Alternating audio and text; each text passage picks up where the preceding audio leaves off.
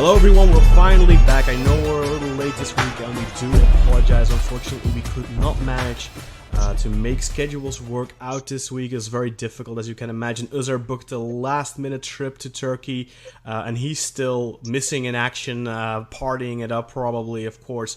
Spoiler alert, Galatasaray did win the title, and earlier in the week, last week, they already won the Turkish Cup. So they do the double again for the again since which was the last time, Umut, I believe 2013, right? Yeah. Okay, so Galatasaray do the double again, and of course we're going to be talking plenty about that, and there's a little bit of tidbits here and there we'll be talking about, but before we get to the league table, and before we get to the league discussion and the cup discussion, let me first welcome a very special guest, a recurring guest. Bruno Bottaro is here to offer his expertise. Of course, he's an enthusiast of the Turkish league. Bruno, welcome back to the show. Thank you very much. Good evening, everyone. And hello. If you're listening in the afternoon, or good morning if you're listening in the morning. Because that's the thing about podcasts. You never know when people are listening. And of course, as you already heard, Umun Naderi is joining me once again for giving his view on the Galatasaray side of things. Obviously, he was in the stadium. Ironically, Özer did go to Turkey to celebrate the title, but he didn't actually manage to get into the stadium, I think. So he had to party it up near Taksim. And of course, Burak Sezgin returning finally. I think you had a 2-week absence there or so, Burak. We missed you on the pod, especially when it came to some really controversial decisions in the last week where we really could have used your judgment, your man of the lawness to maybe decide in the discussions, and I really missed having you on last week. Oh, thank you, Kaan. I was watching the highlights and the matches and listened to the pod, and it was everything that I expected. And like I said, I am a man of the law, and I will uphold the EFAB rules in all our discussions. But it's good to be back. Thank you for tuning in and listening. And of course, our Galatasaray Beşiktaş episode is our best episode. It did really well in terms of listens, downloads. So thank you all for listening. I hope you all stuck around for the following episodes. But let's dig right into what we're going to dig into tonight, and that's going to be Match Day 33. But before we do so, let's briefly talk about the Turkish Cup final, which was played between Galatasaray and Akhisar Belediyespor. Obviously, a rematch of the Super Cup earlier this year, because Akhisar had won the cup last season and Galatasaray obviously won the league title last season, so they already met up in the beginning of the season, and that one was won by Akhisar.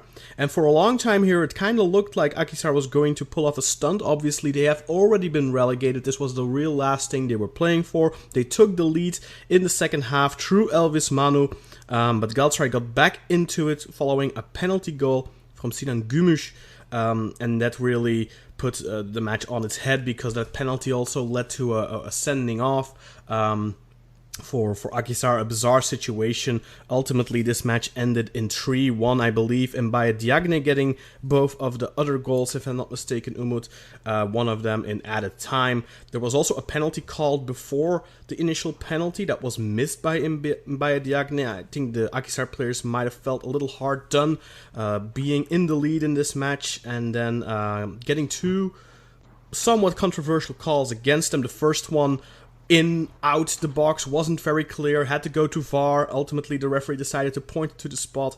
And the second one was a tackle from behind, but on the ball, had to go to VAR again, given the player who made the fall, Miguel Lopez, I believe. He was infuriated by the fact that the referee awarded yet another penalty, lost his marbles, went off on the referee and got 2 yellow cards basically in the time span of 2-3 seconds, and got sent off. And obviously that was in the 72nd minute, if I'm not mistaken, and that really turned things on its head and turned the match in favor for Galatasaray, and they went up and over Akhisar after that. I think the biggest takeaway here was really the Akhisar players being extremely upset after the match.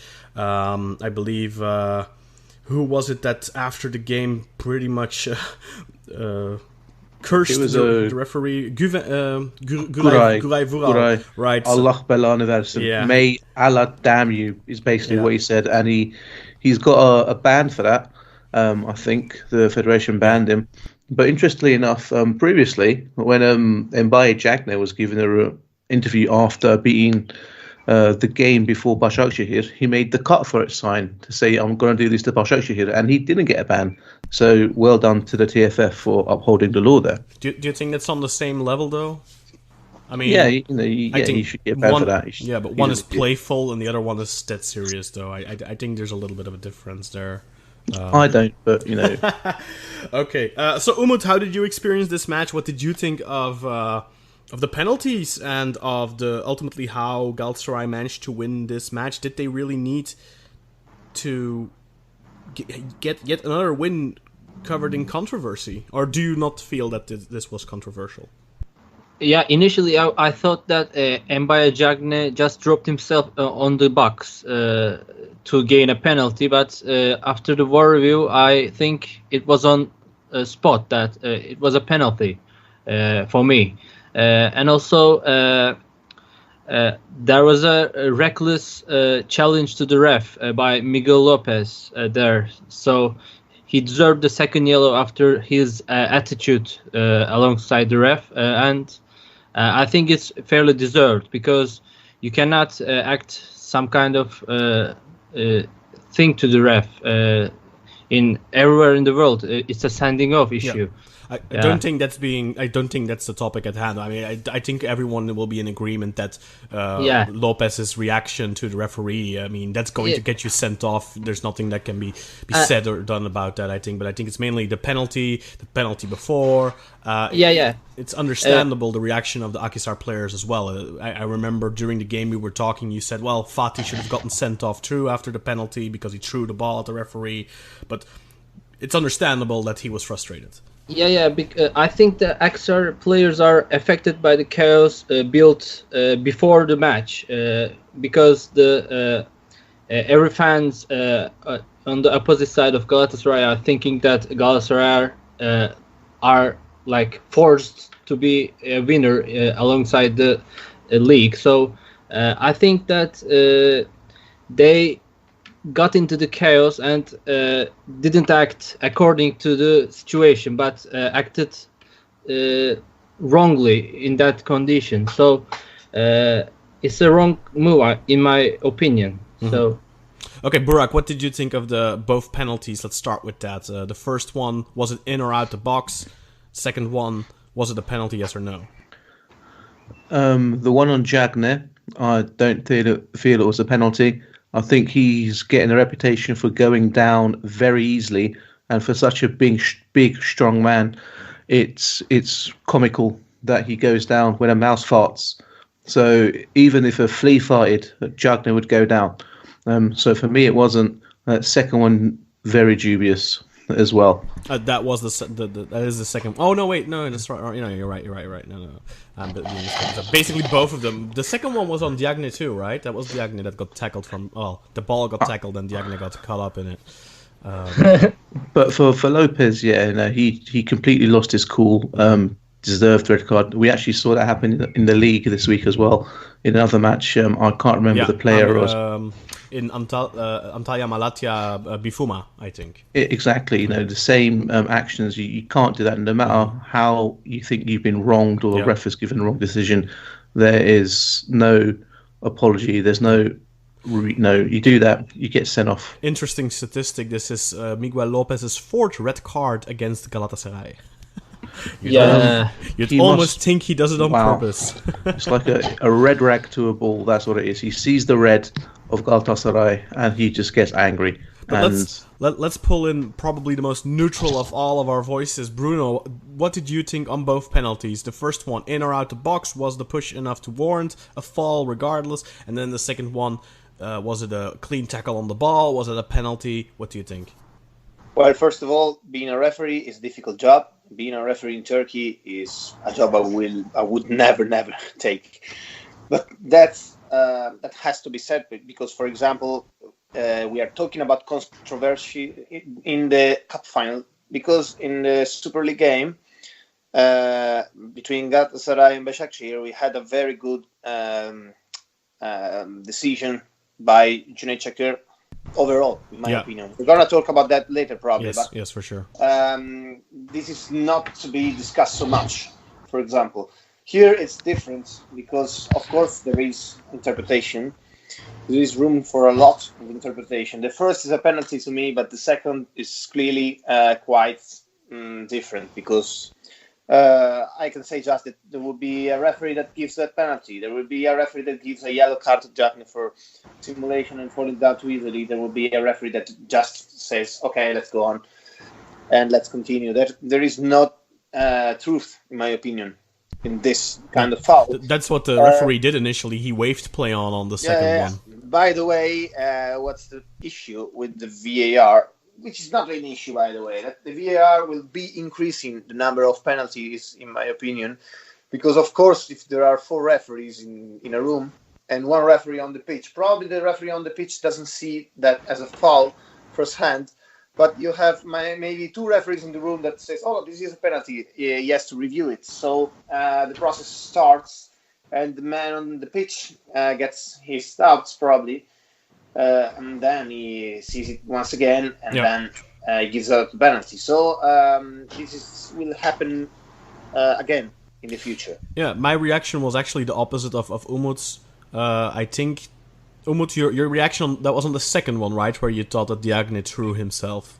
Yeah, he dropped himself, I think. So my first reaction was, what is Lopez doing? This is a tackle from behind, and he's being crazy. Then when I saw the replay, I actually saw him get the ball. And afterwards, I'm not real sure if there was proper contact or if Diagne just intentionally let his leg hang to make contact.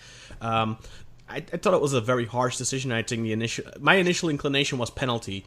It was really like, oh, Lopez just gave away another penalty for free, that he did that on purpose, because the statistic of the 3 red cards was given to me just before that, which was funny, because then he did that, and I was like, oh my god, the guy who told me that is actually right about this guy is throwing games. But then I saw it again, and I was like, maybe that's not really a penalty. But then when you see his reaction, which I thought was completely, I mean, yes, you may feel hard done by that penalty, whether it's a penalty or not. I mean, he of course has the feeling of, hey, I got the ball, that was a clean tackle, and you're punishing us again. Because that was the sentiment you could feel from the Akhisar players after the match as well. It was, we already relegated, we are a team that relegated already, and you need the referee to win you the match. That was their sentiment, not my words, by the way. That's literally something Guray said after the game. And that you could feel that in the emotion from the players at that moment. So I get Miguel Lopez being frustrated, but okay, you know what? You give away a penalty. They score one. They may score. They may not score. Fatih already saved the penalty just before that, I believe. So then to take that red card, that's just giving up. That's like, okay, you know what? Here, the penalty, fine. But then you just leave your entire team hanging, which is absolutely ridiculous in that sort of a situation. So I don't have any excuses for Lopez. I think he's an absolute tool bag. But the penalty, for me, it was very harsh. I think it was a tackle on the ball. And then the question is, was there enough contact afterwards to warrant a penalty? And I think the main reason why you could give a penalty there is because it's a tackle from behind, because at the end of the day it is a contact sport. They are going to touch, and whether there's a fall, not every contact is a fall, and I think that was kind of the situation here. But the fact that he came in from such a tight angle, it made it difficult for the referee. But I can understand the Akhisar players as well, where they feel like, hey, come on, we're leading 1-0 here, we're already relegated, and you already got a penalty just before, which was controversial in their eyes, and then you get another one, and it just feels like you're it's like a job is being done, if you understand my point. But it doesn't change the fact Galatasaray win yet another cup. I have lost count. How many cups must that be? Like 17, 18 or something? Umut, I'm sure you have the exact count of cups for Galatasaray, and they are of course the all-time record holders when it comes to Turkish cups. Yeah, but I'm lost in it, so. Okay, well, it's 18, and I've got another fact here. That was the 7th time that Galatasaray have done the double, and of course, when they did a double in the 1999-2000 season, that was part of the treble when they won the UEFA Cup victory. Yeah. And the only other teams that have done the double in a Turkish league, as in the Super League and the Cup, are Fenerbahce with 3, Trabzonspor with 2, and Beşiktaş with 2. Combined is 7, which is the amount of times Galatasaray have won it. So, what can you say? They just win cups one way or another. Also, Kaan, you mentioned earlier that I think it was the 2013 season with a double, but I think Hamzoğlu also won a it was Hamzoğlu, double the last one. In 15. Was it 15? Okay. Yeah. Okay. He also won the Super Cup as well.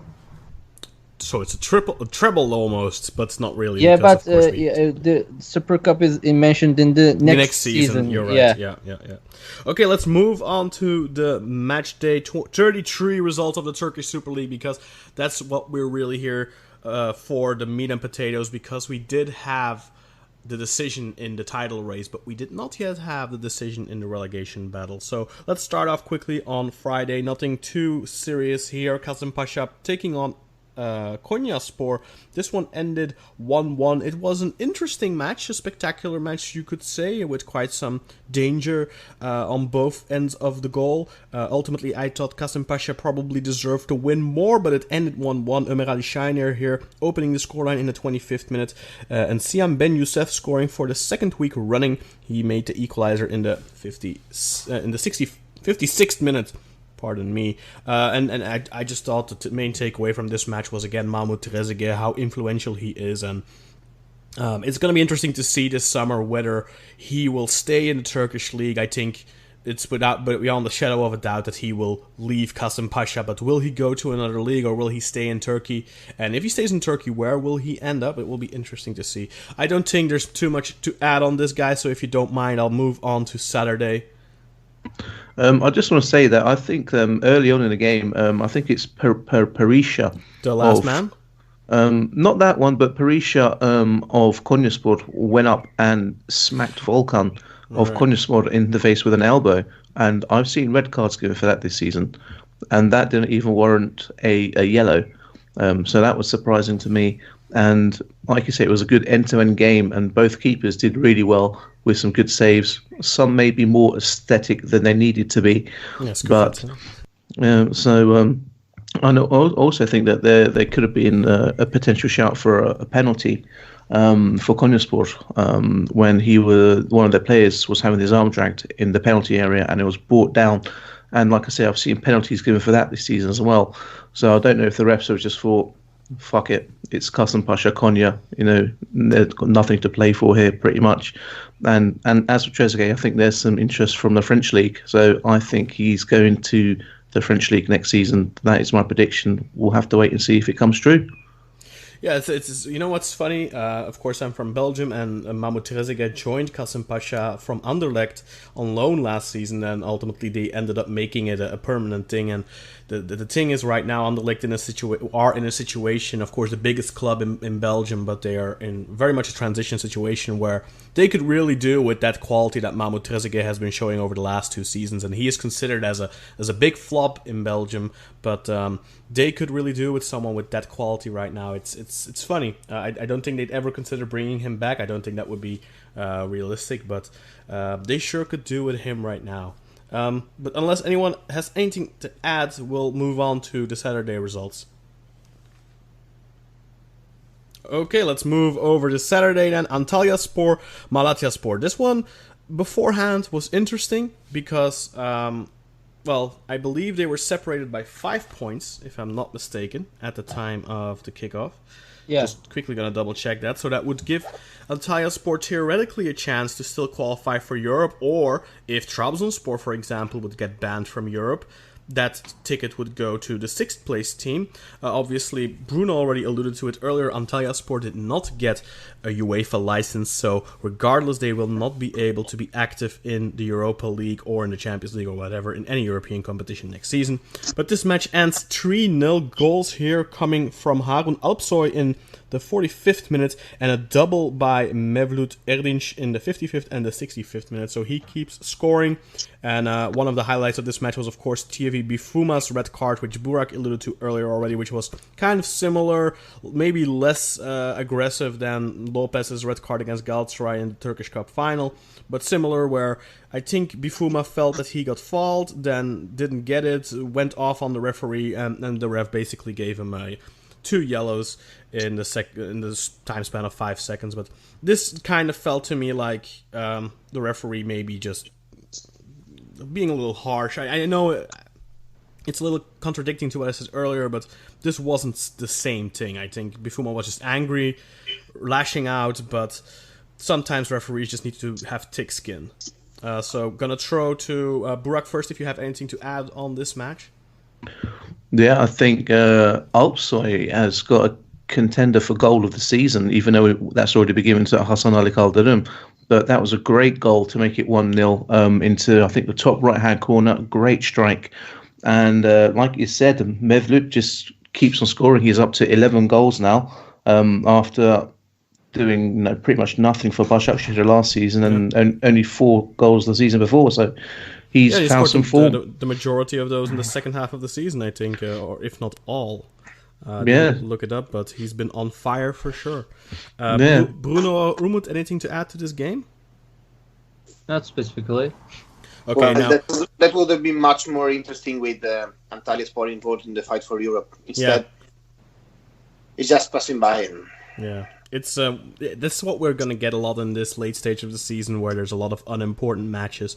But fortunately, that is not really the case with the next one, Trabzonspor Beşiktaş. And I know that Bruno is definitely going to be gushing here. I think we all may gush here, because this one ends 2-1 to Trabzonspor, and it was, especially from the home side, a very enjoyable match. Filip Novak getting the scoring started here in the 53rd minute, but Shinji Kagawa put the equalizer on the board in the 74th minute. But just 3 minutes later, Yusuf Yazıcı, with an absolute screamer, puts the hosts back ahead in the 77th minute, and that would be the final scoreline. Trabzonspor winning, of course, and that brings them 3 points closer to Beşiktaş, which means that Beşiktaş would do well. If they win on the last match day against Kasımpaşa, they will secure 3rd place, but a draw would mean, if Trabzonspor win, that Trabzonspor take 3rd place. So it's Beşiktaş can still give away that 3rd place right now, and we've been talking about it a lot in the last couple of weeks, that we all kind of felt Beşiktaş were safe there. But Kasımpaşa are one of their tougher opponents traditionally. They are kind of their black sheep, so you never know. Plus, Beşiktaş have kind of lacked motivation, I think, following their defeat against Galatasaray 2 weeks ago. Trabzonspor, on the other hand, it's a joy to watch them. You just see the fact that they are all enjoying their football a lot. They have some very exciting young upcoming talents, of course, like Yusuf, like both Abdülkadirs, who we've gushed about plenty here. But let's just talk about Trabzonspor. I think the football that they are playing right now is the best in the land. Would you agree, Bruno? I agree, but we also have to consider the team they are playing next week. Of course, we have to, of course, to compare them for the greatness they have historically and not. But next week there is Rizespor, Trabzonspor, and it has not to be taken for granted, of course, because first of all, it's a derby. Not for Trabzon maybe, but for Rize, yes, it's something big for them. They want to end the season with a victory, and they want to end it in style. Rize were basically relegated at the end of the first half of the season, and then they had a massive change with Okan Buruk on the bench. Resurgence, that's massive. Honestly, what they did, they played very, very enjoyable football, and also some of their players were really, really amazing to watch. One for all, like Vedat Muric, he was amazing, and so of course, Trabzon for me is the team that has played the best football, but since September, I can say that, because they had when they beat Galatasaray 4-0. That was probably the best match of the season to watch. They were so amazing to watch. So, unfortunately, they didn't have any kind of continuity, as it always happens with Trabzonspor in their seasons. But honestly, that was absolutely true for most part of the season. Then, anyway, for the little clubs, for the minnows, Rizespor were probably the best. So on next Sunday, Rizespor Trabzonspor could be a mess to watch, maybe. But on the other hand, they may have a lack of motivation. At least I could be talking for Rize. Even though, there is a UEFA license stuff that can change a little bit also for them. Yeah, but not just that. Don't forget, Rizespor will still be very pissed off at Trabzonspor for what happened 2 seasons ago when Busa ended up staying in the league and Rizespor ended going down because of Trabzonspor pretty much throwing the game. So that's definitely not forgotten in Rize, I can guarantee you that. And there is a bit of rivalry because, there is not even a direct flight. If you want to go from Rize to Istanbul, you always have to pass from Trabzon. Everyone in Rize, if he wants to study and to get a better life or whatever, has to go to Trabzon. So they have this kind of we are little and you are big complex. Yeah. And at least that's what also a couple of people from Rize told me when I went there about their team. So they were, of course, in the second division when I went there. So they felt that quite a lot. But also they feel that right now, I guess. Most people from Rize, if they don't support Rizespor, they support Trabzonspor there in town. So it's also a rivalry of, some people that feel that you should support the local team, and instead they support Trabzon because they feel it's the team of the whole Karadenizli area. For example, also people in Giresun, they feel the same. Or in Samsun, maybe many people there, they support Trabzon because they're the biggest team in the whole area of Karadeniz, not just in the Trabzon province. So Rize is even in the Trabzon province. So it's basically something that is local rivalry, and even though it's not Livorno-Pisa or Bergamo-Brescia, it's still something that has to be considered as a local rivalry. Just because Trabzon may snap them, it's not like that, but it's a derby. And let's talk about this match for a second, though. Trabzonspor blew Beşiktaş away for the majority of the match. Did that surprise you at all? Not so really, because we all said many things about Yusuf Yazıcı, Abdülkadir and other players this season because they were absolutely a joy to watch sometimes. I may spend some words for Ünal Karaman, that is a legend of the club. He managed quite well the team this season.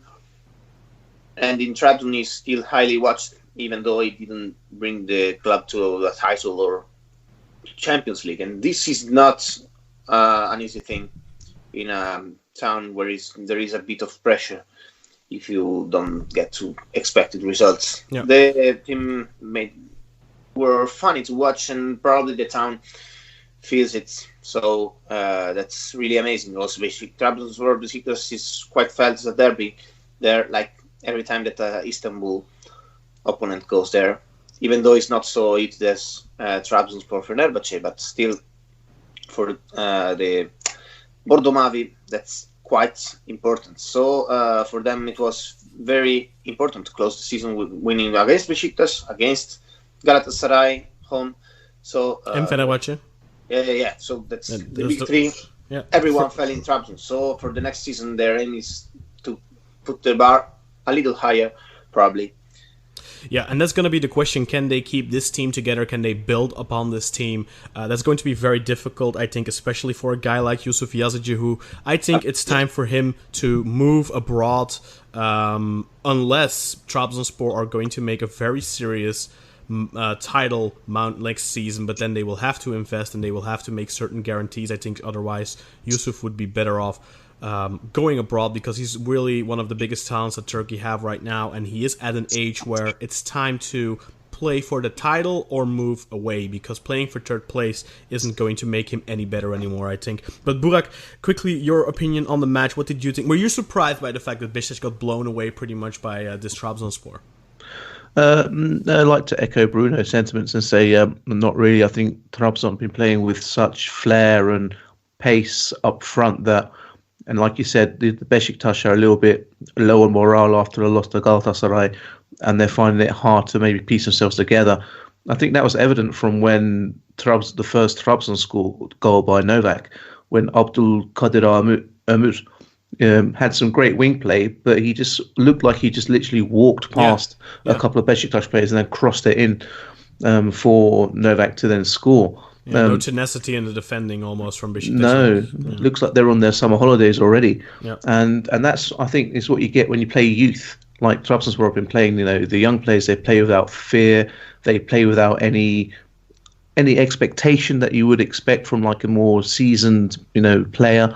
So I think they've got that on their side, and Karaman has been doing a good job. Both Abdulkadir's got assists in this game. I think that makes 8 for the season for Ömür and 2 for Parmak. So 10 assists. I think there's just 1 assist because the second one. Oh, or did he? It counts as an assist because he laid it off to Yusuf Yazıcı. So Wasn't it Yusuf with the steal? Was it Abdulkadir with the steal? I don't remember. Really. It was Abdulkadir, and as you know, I'm a man of the law, so that counts as an assist if you're playing fantasy football. But like you say, Trabzonspor will do well to keep hold of their players, but because they have now had their debt of 35 million euros cleared by the government, they're going to go to Europe now. So that's which also is a little controversial to say the least. But let's talk about that in a second. But exactly, let's do that in a second. Just the final thoughts of Umut on the match. I think Ünal Karaman has to be mentioned because at the beginning of the season, the authorities may have claimed that he got the job because he was a former player of the team. However, Ünal Karaman keep proving them wrong by the quality of the play he presents on the field, and he likes that modern kind of attacking play and using his youngsters mostly with the talents like Jose Sosa and Hugo Rodallega, like a balanced mixture of generations, bringing the success. And I think they haven't had like this kind of success and dominant play by their youngsters since Gökdeniz's era. Fatih Tekke, Fatih Tekke. So like this kind of play, like attracting most of their fans and bringing them more motivation after that. So I think that can be the result of their play. Yeah, very good point. I mean, the last generation they had that went for the title in 2010 mainly consisted out of players they bought. There weren't really any homegrown big talents in that team. Obviously, it revolved mainly around Burak Yilmaz and Selçuk İnan and Egemen Korkmaz too in the back line. And maybe Engin Baytar could be counted, but he wasn't really that instrumental. He wasn't the real key player, whereas Fatih Tekke and obviously Gökdeniz were among Yatara and Çimkoviak, the more important players of that generation, and 2 of those were homegrown. Now they even have 3, almost 4 if you count Uğurcan, who's a tremendous goalkeeper. Beşiktaş didn't do too much in this match, but there were a couple of moments where Mirin pretty much had scored, but Uğurcan with a tremendous reflex saved it. And the only thing to really the positive takeaway from this match for Beşiktaş fans, I think, was Shinji Kagawa, who changed Beşiktaş's game in the second half when he came on, and he for the first time put some real offensive swing in that game, and he also created that equalizer himself pretty much, and he just showed his quality, and it just makes it even more mind-boggling why he doesn't play. But let's talk briefly about some extra sportive stuff, some of the pitch stuff. Burak already said something about it earlier. And earlier this week, we got the news on both of these 2 teams, who are, of course, under a financial fair play settlement. One of them isn't anymore, and I don't know how they managed it, but Beşiktaş completed their financial fair play settlement successfully and have ended it after 4 long years.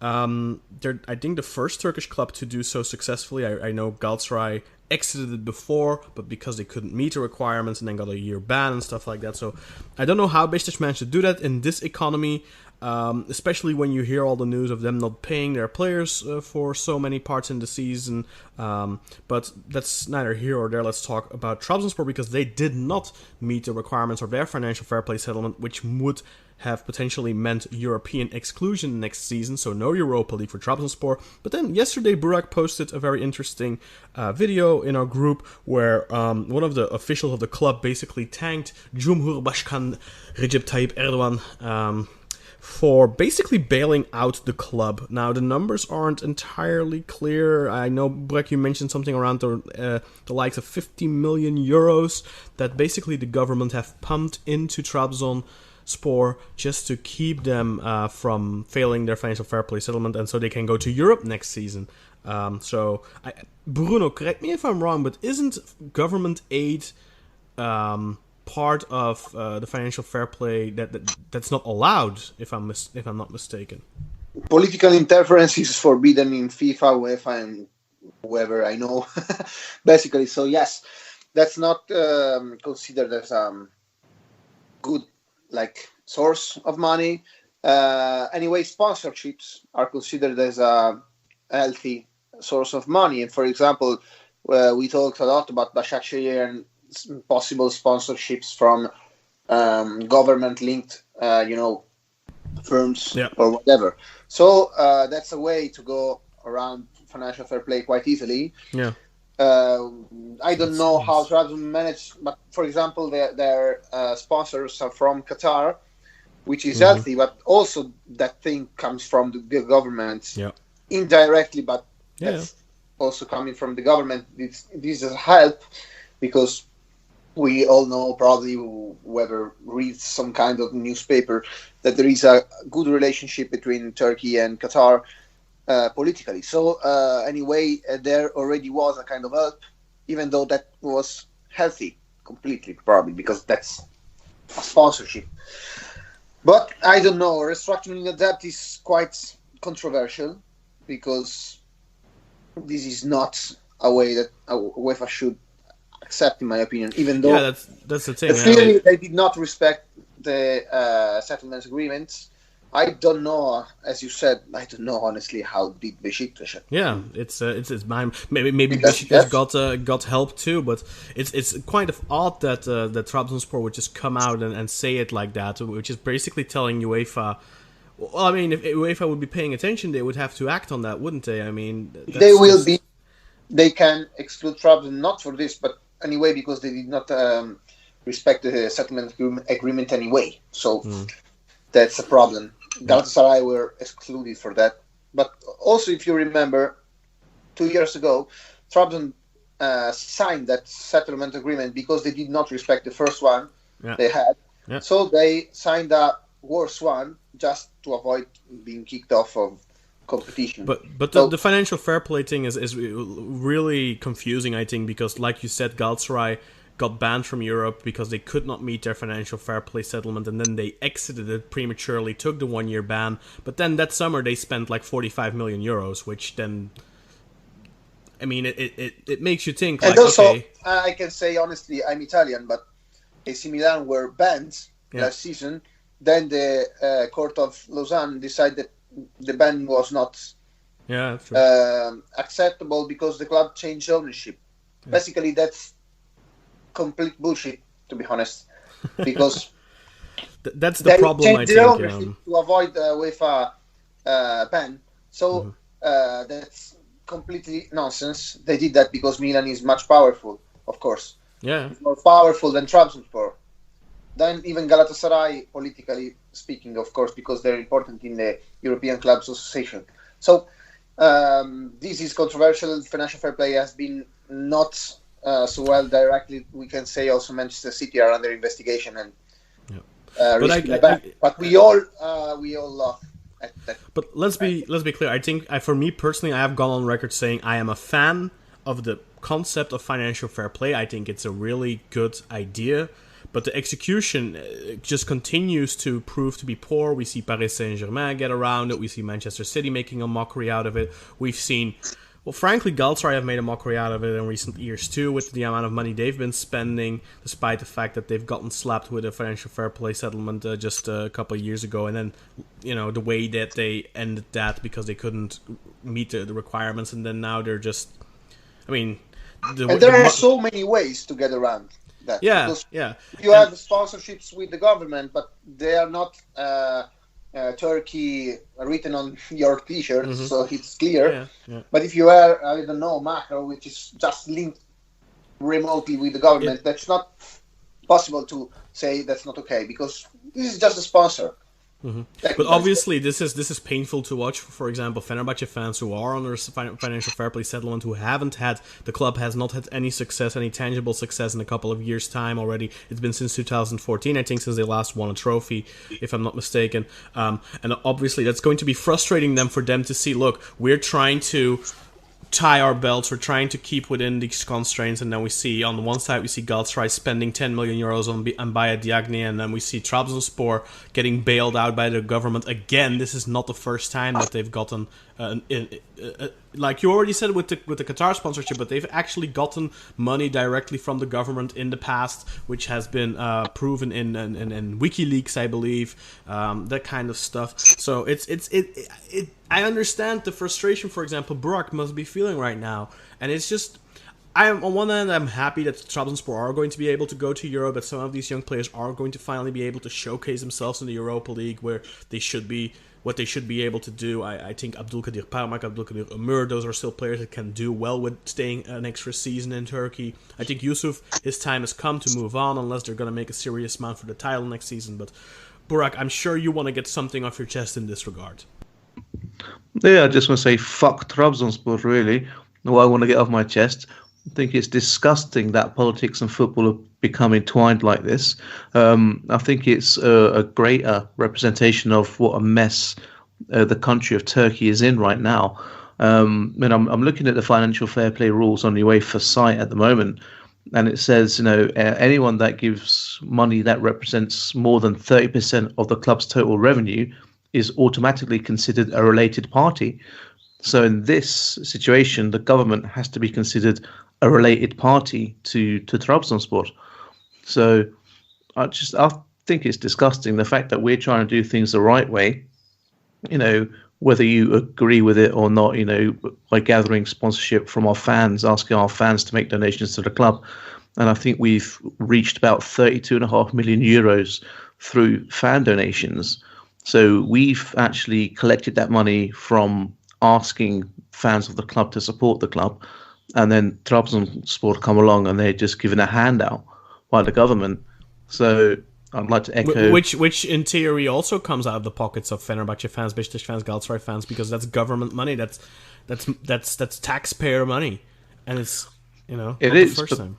It is, but the players, the people supporting the club, they've made a choice to spend their money on Fenerbahce. Yeah. 100% agree. Whereas the money given to Trabzonspor, that's the government is given that money from the taxes collected by the whole of Turkey. So if you're going to give Trabzonspor 50 million euros, you're going to have to give everyone 50 million euros. You can't just give one team 50 million and not the red, because that's unfair competition. And now you're setting up Trabzonspor with 50 million in the bank, so to speak, theoretically. That's like saying, oh, Beşiktaş, you know what? Here's 100 million euros. You go buy Ronaldo this summer. That's not fair.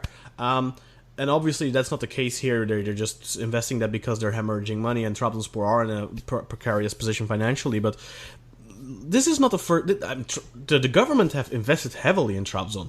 Let's be clear here. They've gotten a brand new state-of-the-art stadium from Turkey, from the government. They've gotten, like Bruno already alluded to, a very nice sponsorship with a Qatar Airways, I believe, or something, or Qatari. Not Airways, whatever. Qatar company. The Qatar National Bank. Yeah, QNB, right?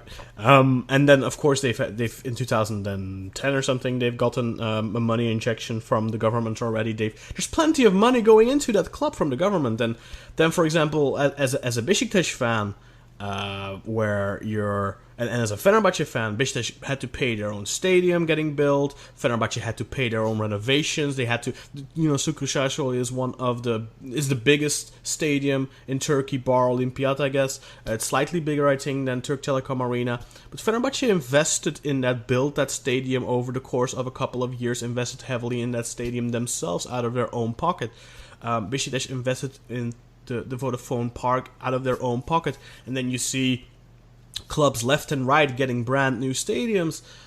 That's a huge investment from the government. So that's basically a 50 to 100 million euro gift that you just get. That for example, Beşiktaş and Fenerbahce haven't gotten. and pretty much every other club in Turkey have gotten so far in the Super League. I think almost every single one of them are playing in a Turkey-built stadium at the moment, except for Beşiktaş and Fenerbahçe. And obviously, Galatasaray, they gave away the land from the lease, the rights to the lease of the land for Ali Samian, which was in a very prime location, which was interesting for the government to take that in exchange for the Turk Telecom Arena. But still, I mean, I can understand the frustration that fans of certain clubs must be feeling, especially hearing this kind of news, because, Beşiktaş have gone through 4 really difficult years trying to stay within those confines of financial fair play. They've missed out on quite a few big players. I mean, earlier today we were talking briefly about Vincent Aboubakar, who Beşiktaş wanted but could not buy for 10 million euros, simply because then they would be exceeding their financial fair play settlement. And he went and had an amazing season at Porto, and suddenly he was worth 25 million. Obviously, he got that ACL injury and all that, but I mean, it's putting restrictions on other clubs, and then you see other Trabzonspor can pay Jose Sosa 3.5 million or something a year, and it's without consequence apparently. So it's it's not really fair. Well, it's not fair at all, actually. No, but you can say, but the 2010-2011 champions are still Fenerbahçe, so suck it, Trabzonspor. And another interesting and development today was one of the main people on the High Court who ruled that Fenerbahçe were involved in match fixing back in the 2000-2011, a guy by the name of Mesut Kundakçı, has been sentenced to 12 years in prison now for links to the FETÖ terrorist organization. So we can set out links for that as well. You have to keep in mind as well that first they were friends, then they were enemies. I mean, that's I don't know how serious you can take sentences like that anymore, where political allies become political enemies and suddenly have to be dealt with. I mean, I don't think that's a subject to be talked about on this podcast, but I just wanted to let the listeners know that the guy who ruled against us has been put in jail for terrorist crimes. So that should be, maybe we'll give you a link on the Twitter page and you can go off and read it. Hopefully there's an English translation at this point, because it only happened today. But maybe put that on your own Twitter link, on your own Twitter profile. I will do, but at the end of the day, it's very disappointing to see that Trabzonspor have been given a handout, and other clubs trying to do it by fair and honest means are, pretty much punished. True. Let's move over to Sunday. Let's move on. We're not going to spend too much time on some of these games. Akhisar Konyaspor proved to be a very exciting game, but obviously Akhisar, the first team to be relegated already last week. This match ended 2-2. Akhisar taking the lead here through Adrien Regaten in the first half in the 37th minute, but Artem Kravets equalized in the 61st minute. He's been doing a pretty good job lately as well. Elvis Manu then, one of the highlights for Akhisar this season and the past season. I think he's definitely putting himself in the spotlight despite the club going down. He scores again the 2-1 in the 80th minute, but Asamoah Gyan got the equalizer in the 90th minute, and that finished this match, the last home game for Akhisar in the Super League, at least for this season, in 2-2. Anything to add, gentlemen? Like to echo you there. I think Elvis Manu has really put himself in the shop window for other clubs.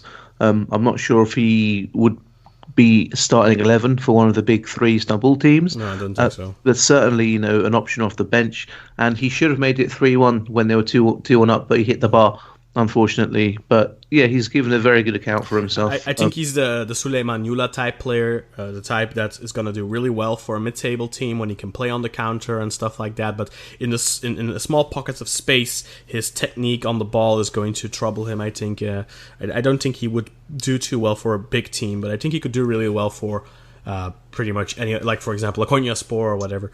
Umut, Bruno, anything to add to this game? Nah. Not really, actually. I will also remember Akhisar as the team that last season won his first cup. That was a nice story to tell, always with Okan Buruk on the bench.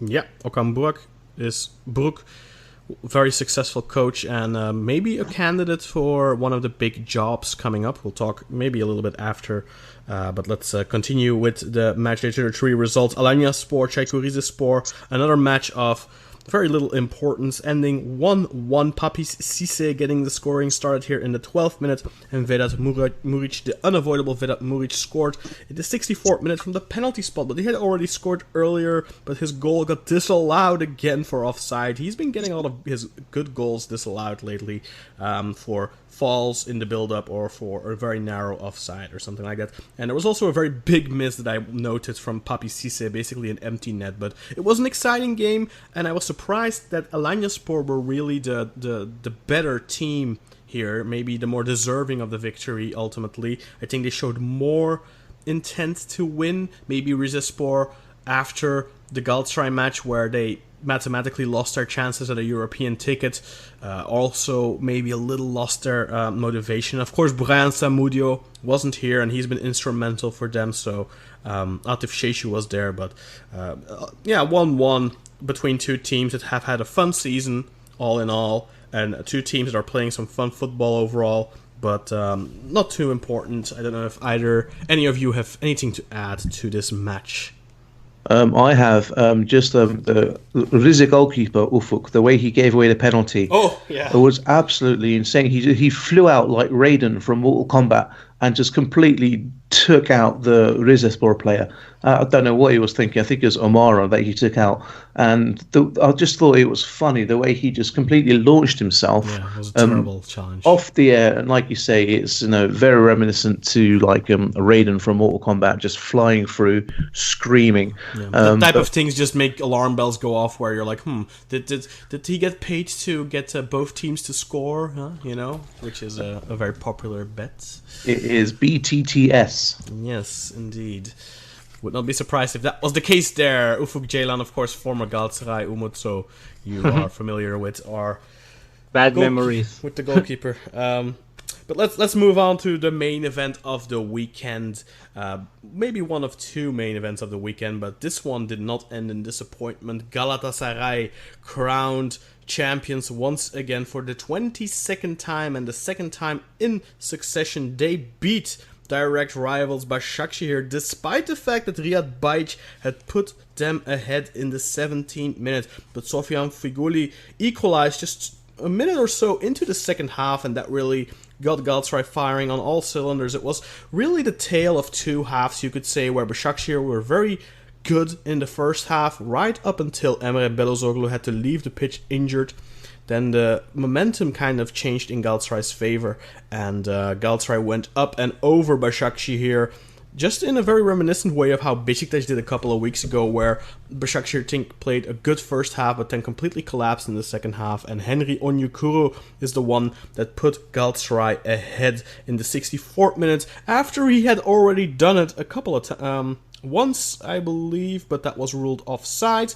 And then another one was ruled of a handball on the build-up. So 2 goals from Galatasaray being disallowed before the 2-1 actually was scored. So that kind of gives you the picture of what type of a game this was. Once that 1-1 was scored, it was just all Galatasaray and just pumping, and Başakşehir couldn't breathe.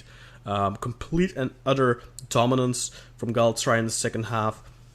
And their goal, actually, they had 2 goals disallowed right before their 2-1. And the 2-1, for a long time, people, including myself, thought, that's clear offside. It must be offside. How did that not go to VAR? It's so clear. But we talked about this a couple of weeks ago, too, with a relatively recent new change. I don't remember, rule change. I don't remember if it was this summer or the summer before. But now, with a defender, deliberately touches the ball, even if a player is in an offside position before he touches it, that offside is lifted. And that was the case here. For those of you who will remember, the Süleyman Dukara goal against Beşiktaş on match day 2 Adriano. or 3. Yeah, exactly the same situation here. For me, I think I've said it before, the most dumb rule change I've seen ever. It's completely counterintuitive, but it has to be pointed out, Cüneyt Çakır had the perfect decision here, and I think he refed an amazing game. Except for maybe he was a little harsh on Riyad Bajic when he was celebrating his goal, and maybe he was a little bit lenient on Ryan Donk when he pretty much kicked Emre off the pitch. But apart from that, I thought Cüneyt had a fantastic game, and I really wished he would have refed that Beşiktaş Galatasaray game. Then maybe at least we could have. We might have still lost, but we might not have felt so bad afterwards. Because, Bülent Yıldırım. Okay, Umut, first and foremost, congratulations. Of course, you were at the stadium. You were probably in a delirium once that second goal got scored and once that full-time whistle was blown. How did you experience this match from the stands? Yeah, it was unbelievable. At the first, Başakşehir started the game with a massive pressure over Galatasaray's defenders. Marcao especially, he was the main reason Galatasaray building the play from the back. So since Marcao is under a tight marking, this caused that building up shifting to Luyendama, who is not technically as capable of as Marcao, which caused possession going from Galatasaray to Başakşehir's side. In addition, Edin Visca, one of the biggest threats in the league, also the main reason why Başakşehir is battling for the title this season. So I think Terim went with Nagatomo's tight marking with Edin Visca, resulted too much pressure on Mariano, since Nagatomo literally blocked the path of Başakşehir's right side. So Başakşehir decided to use their left wing with Elcero Elia for their attacks. So initially, I wished Terim to sub Mariano off, as we had Martin Lines on the bench. And Elcero Elia just turned this flank into his motorway, coming from that side. After their goal came from assist too. By a mistake of Mariano as well, Riyad Bajic scored. Then Terim's decision really surprised me, as he subbed Ryan Donk off and bringing on Selçuk İnan. Mm-hmm. I actually didn't like this substitution at first because no Galatasaray fan did, I think, at halftime. Everybody sees the massive performance drop on Selçuk İnan lately. Also, Galatasaray only find chances by set pieces, and he took the tallest player he had on the field, as Ryan Donk is really effective on the set pieces. Mm-hmm. So it seems to be very complicated moves. About Selçuk İnan, physically and mentally, he seems to be over in his career. Compared to Emre Belözoğlu, he's at least 5 or 6 years older than him and in a better shape. I think 5 years, I think Emre's from 80 and Selçuk from 85. So also, being the captain of the team, I don't get how a player just lets everything go and becomes that man. It's physical decline. Not everyone ages and declines at the same rate. Some people continue well into their 30s, into their 40s even, and other players are basically done and baked by the time they're 29. I actually envy how Burak Yılmaz developed, who is at the same age with Selçuk İnan, and mm-hmm. who is carrying Beşiktaş at the last path in the season. Mm-hmm. But at the end, Selçuk proved me wrong. He made Galatasaray maintain the position of the ball as his calmness and composure. He dictated tempo. But was that Selçuk being put in, or was it Emre being pulled off? I think you saw the change already. I mean, the difference between Başakşehir when Emre is playing and when he's not playing is night and day. I think we can say. Yes, but a similar kind of player came in. Mosoro is also a technical player who. I mean, it's a leadership thing, I think, but it's a similar kind of player, and also energy shown by Belhanda led Galatasaray to victory. Also, a leadership from Feguli. Feguli. He assists to himself, which a ball bounced from the post, which came from a header from him, and he scored a really fantastic goal, bicycle kick. As you see. Also, Onyekuru, if I'm not mistaken, third yellow card for a short pull-off for a disallowed goal. Yeah. That man doesn't learn from his mistakes. So other than that, he was maybe not, but he did score 14 or so goals this season for you, and he is an instrumental part in the title. Other than that, he was one of the best players during this season. Also, I'm really upset about him going for Everton. Don't worry, you're getting Ryan Babel in. Yeah, he is going to Everton as his loan ends. I think he will fill his position with Ryan Babel, and we are in interest with Deniz Türic for like if any chance we can sell Feghouli. Also, I think that shouldn't be a problem. There were already offers for him, I think, in the winter. So. Yeah, but I don't fancy the broken down the spine of a team because if you sell too many players, it can lead to a breakdown in the team.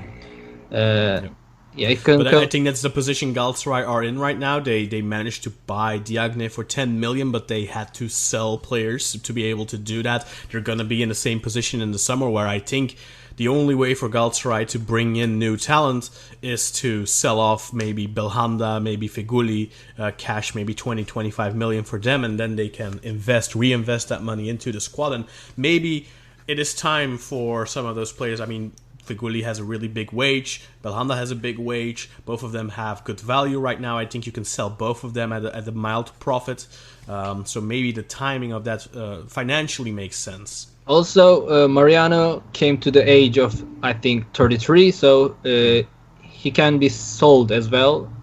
But it's tougher to sell someone like Mariano and Adriano, for example, or Beşiktaş, who still are good players, but they're high up there in age. I don't think you're going to get a lot of money for those types of players. Yeah. So that's it, in my opinion. Okay, thank you very much, Umut. It was a very good tactical breakdown of the match. I thought that was an excellent tactical breakdown of the match, actually. And this is something we see a lot with Abdullah Avci. Something that infuriates me whenever Beşiktaş play against Başakşehir, because it's predictable. You know they're going to do that. You know they're going to single out the least capable ball-playing central defender. They're going to give him space, and they're going to put pressure on everyone else, so that person has to play the ball. He does it in every single big game. Şenol Güneş, for some reason, has absolutely no answer to that. It's a predictable thing, but for every single... he does it at any time, but here we saw it again. Abdullah Avci playing gutsy, but then in that second half, how can you explain the collapse of Başakşehir that we've seen now against Galatasaray and against Beşiktaş? And in all honesty, in the last 6 or 7 league games, Bruno, what do you think? Is it the coach? Is it the players? Is it the club, or is it the total package? What do you think is wrong with them? Why can they not cope with this pressure? Well, I have an opinion that it's due, especially due to the old age of the squad, and also to the particular situation that is Başakşehir itself. Because first of all, you can have a great coach or a good coach, and you have probably the better coach, tactically speaking, of the whole league. So you have a coach that studies in detail the opponents and knows everything about them, which is not usual in Turkey. Abdullah Avci is that kind of guy, so he usually predicts the opponents quite well, and as you see, many times you have Başakşehir beating Beşiktaş in the last years. Some matches were even tactical masterpieces. I remember a kind of Beşiktaş-Başakşehir that was 1-1. Beşiktaş were home, but were outclassed by Başakşehir there in the stadium. I remember quite definitely every single time almost. Actually, at Vodafone Park with Başakşehir outclassing Beşiktaş. So Beşiktaş was the best team at the time. Mm-hmm. It happened also this season, but then in the second half we saw a very, very better Beşiktaş that won the match. And it happened the same for Galatasaray. So how we can explain that? It happened many times this season. From March onwards, Başakşehir basically lost the league by themselves. Mm-hmm. Yeah. Because they weren't able to cope with anyone. Not just with Galatasaray, but also with Göztepe, with other opponents, Sivasspor. They weren't able to play against them. So that's a problem. The team was looking tired, And when you buy Dembaba and Robinho as resources to have more depth for the team, But Dembaba didn't even play the last couple of weeks. He's not being that's utilized the at problem. all. Dembaba was probably unfit, as they said. He was unfit for Göztepe last season, so why should have been he fit for Başakşehir running for the title? So, well, some were bad choices probably. Also, Robinho was good for Sivas, but if you're good for Sivas, it doesn't mean you're automatically. I think he was good for Başakşehir. And he was also good for Başakşehir, but Adebayor was not anymore so fundamental. So we had Bajic that played a couple of good matches lately. Also, it's pretty. I mean, if you look at the chance he misses right before the 1-0 as well. Yeah, but also we at Galatasaray was not so the best player, the best forward of the league. So you have probably so many forwards, but not somebody like Burak Yilmaz, for example. Yeah, they should have gotten Burak Yilmaz probably for the money they spent on Robinho and Dembaba altogether. Yeah, of course. With that money they could have gotten Burak and have some money left over. But what do you think then? On the other hand, that's also a problem that they are not Besiktas. But if you get in trouble and you're playing home and you go down of 1 goal, you have no fans that are cheering on you. Yeah. You have nobody to answer. But Bruno, I know you're a big fan of Abdullah Avci, and you know I have been very critical of Abdullah Avci because of the fact that this is 3 seasons straight now where. Okay, the first season when they were up against Besiktas, I think they were the underdog. But last season, despite the fact that Galatasaray are a bigger club, much bigger club, I think Başakşehir went into that season being favorites in terms of squad quality. Galatasaray having a completely new team, an unexperienced manager starting the season. Obviously, Fatih Terim took over later on. But last season, they gave it away in the final stretch. This season, they completely... I blame him more for last season than for this season, honestly. But not just because for this season, the squad is average instead of, good squad, in my opinion. But what do you think of... overvalued, probably by so many observers. Me included, probably, because 2 seasons ago, Başakşehir were so good also. They played so good. But we talk about Edin Visca, for example. Yeah, he Edin gets Visca a is lot probably of praise. one of the best players of the league. Yeah, no doubt. But if you look at how quickly Nagatomo took him out of... He was completely taken out of this match. Nagatomo, obviously one of the better fullbacks in the league. But let's be honest, in the Serie A, he wasn't good enough. He wasn't good enough for Inter Milan. Do you think that a player like Edin Visca can go to a top 5 league and still shine? Because we have been praising him to the moon and back. Yeah, but not in this moment, because he's 30 years old now. 28. Yeah, 28. So his peak is probably this moment here, but then he also carried the team for the whole season. So of course. Blame him for this. Obviously, if Edin Visca would be part of a bigger entity of, let's say, a Besiktas, a Galatasaray, or a rebuilt Fenerbahce, I think Edin Visca could be invaluable. But I think when you cannot expect him to do everything, of course. But if you look then how Nagatomo took him out of the match so easily, and obviously Nagatomo is an extremely disciplined player. But then I have the questions like, this is a really good player for the Turkish league, obviously, but I don't think he's really good enough for the top leagues. Like, for example, we have players in Turkey that go on to the top leagues and do well.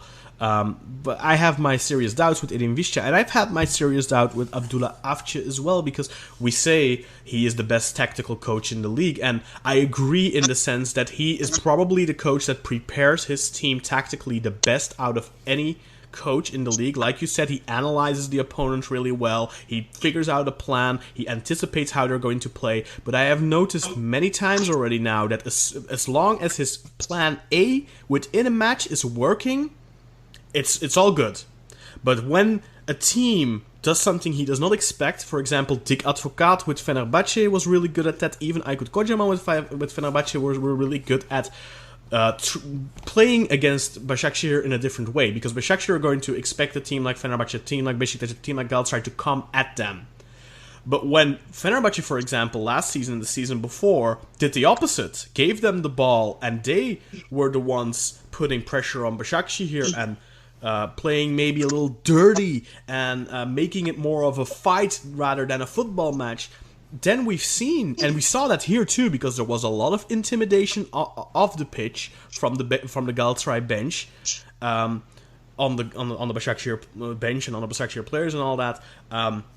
We saw that Abdullah Avci doesn't really know how to respond, and then we hear, of course, Beşiktaş are looking for a new coach. Abdullah Avci is reportedly the front runner for that job. But he's been working in an environment now, and he's been doing a great job, but he's been working in an environment with almost no pressure, no fan pressure for sure. He's been getting a lot of time, all the time in the world, really. Do you see this guy succeeding at a big club? Well, I personally also talked with Abdullah Avci, and what he told me is that the first year, he uses always the first year at a new team to build the foundations, and the foundations of a team is the defense and the defensive phase, which is not just done by the defense, but also by the midfielders and also by the strikers, which is something that in Turkey not all the players do.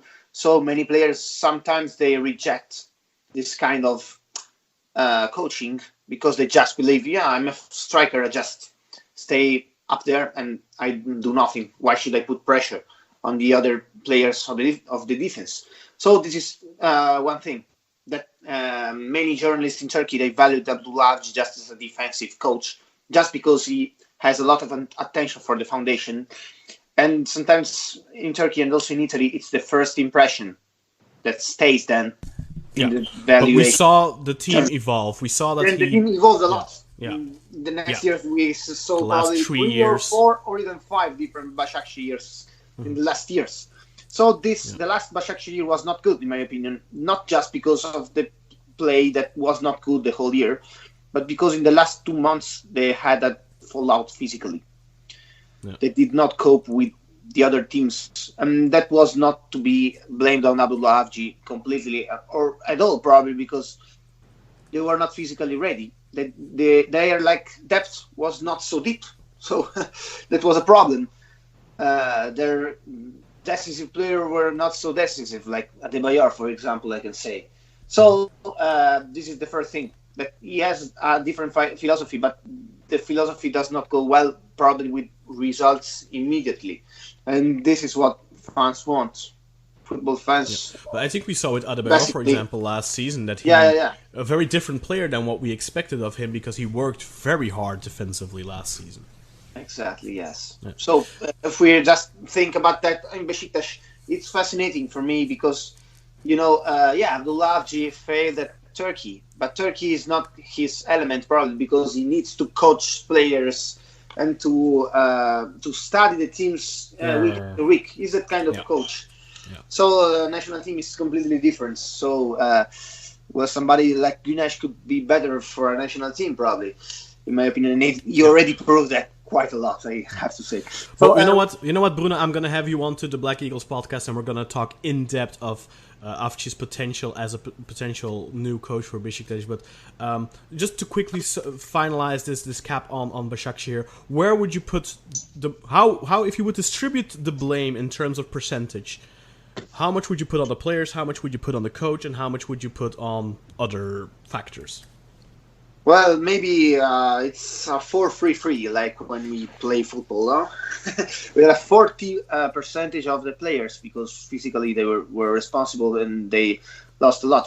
Then 30% probably also on Abdullah Avci because he didn't cope with the pressure. He didn't do that, but anyway, he also brought the team there.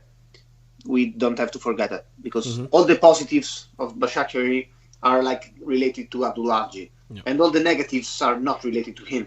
That's important. And the 30% is also to blame on the society, to the club, to the property, because they didn't make the right choices. When you sell Cengiz in there, we talked about that also earlier.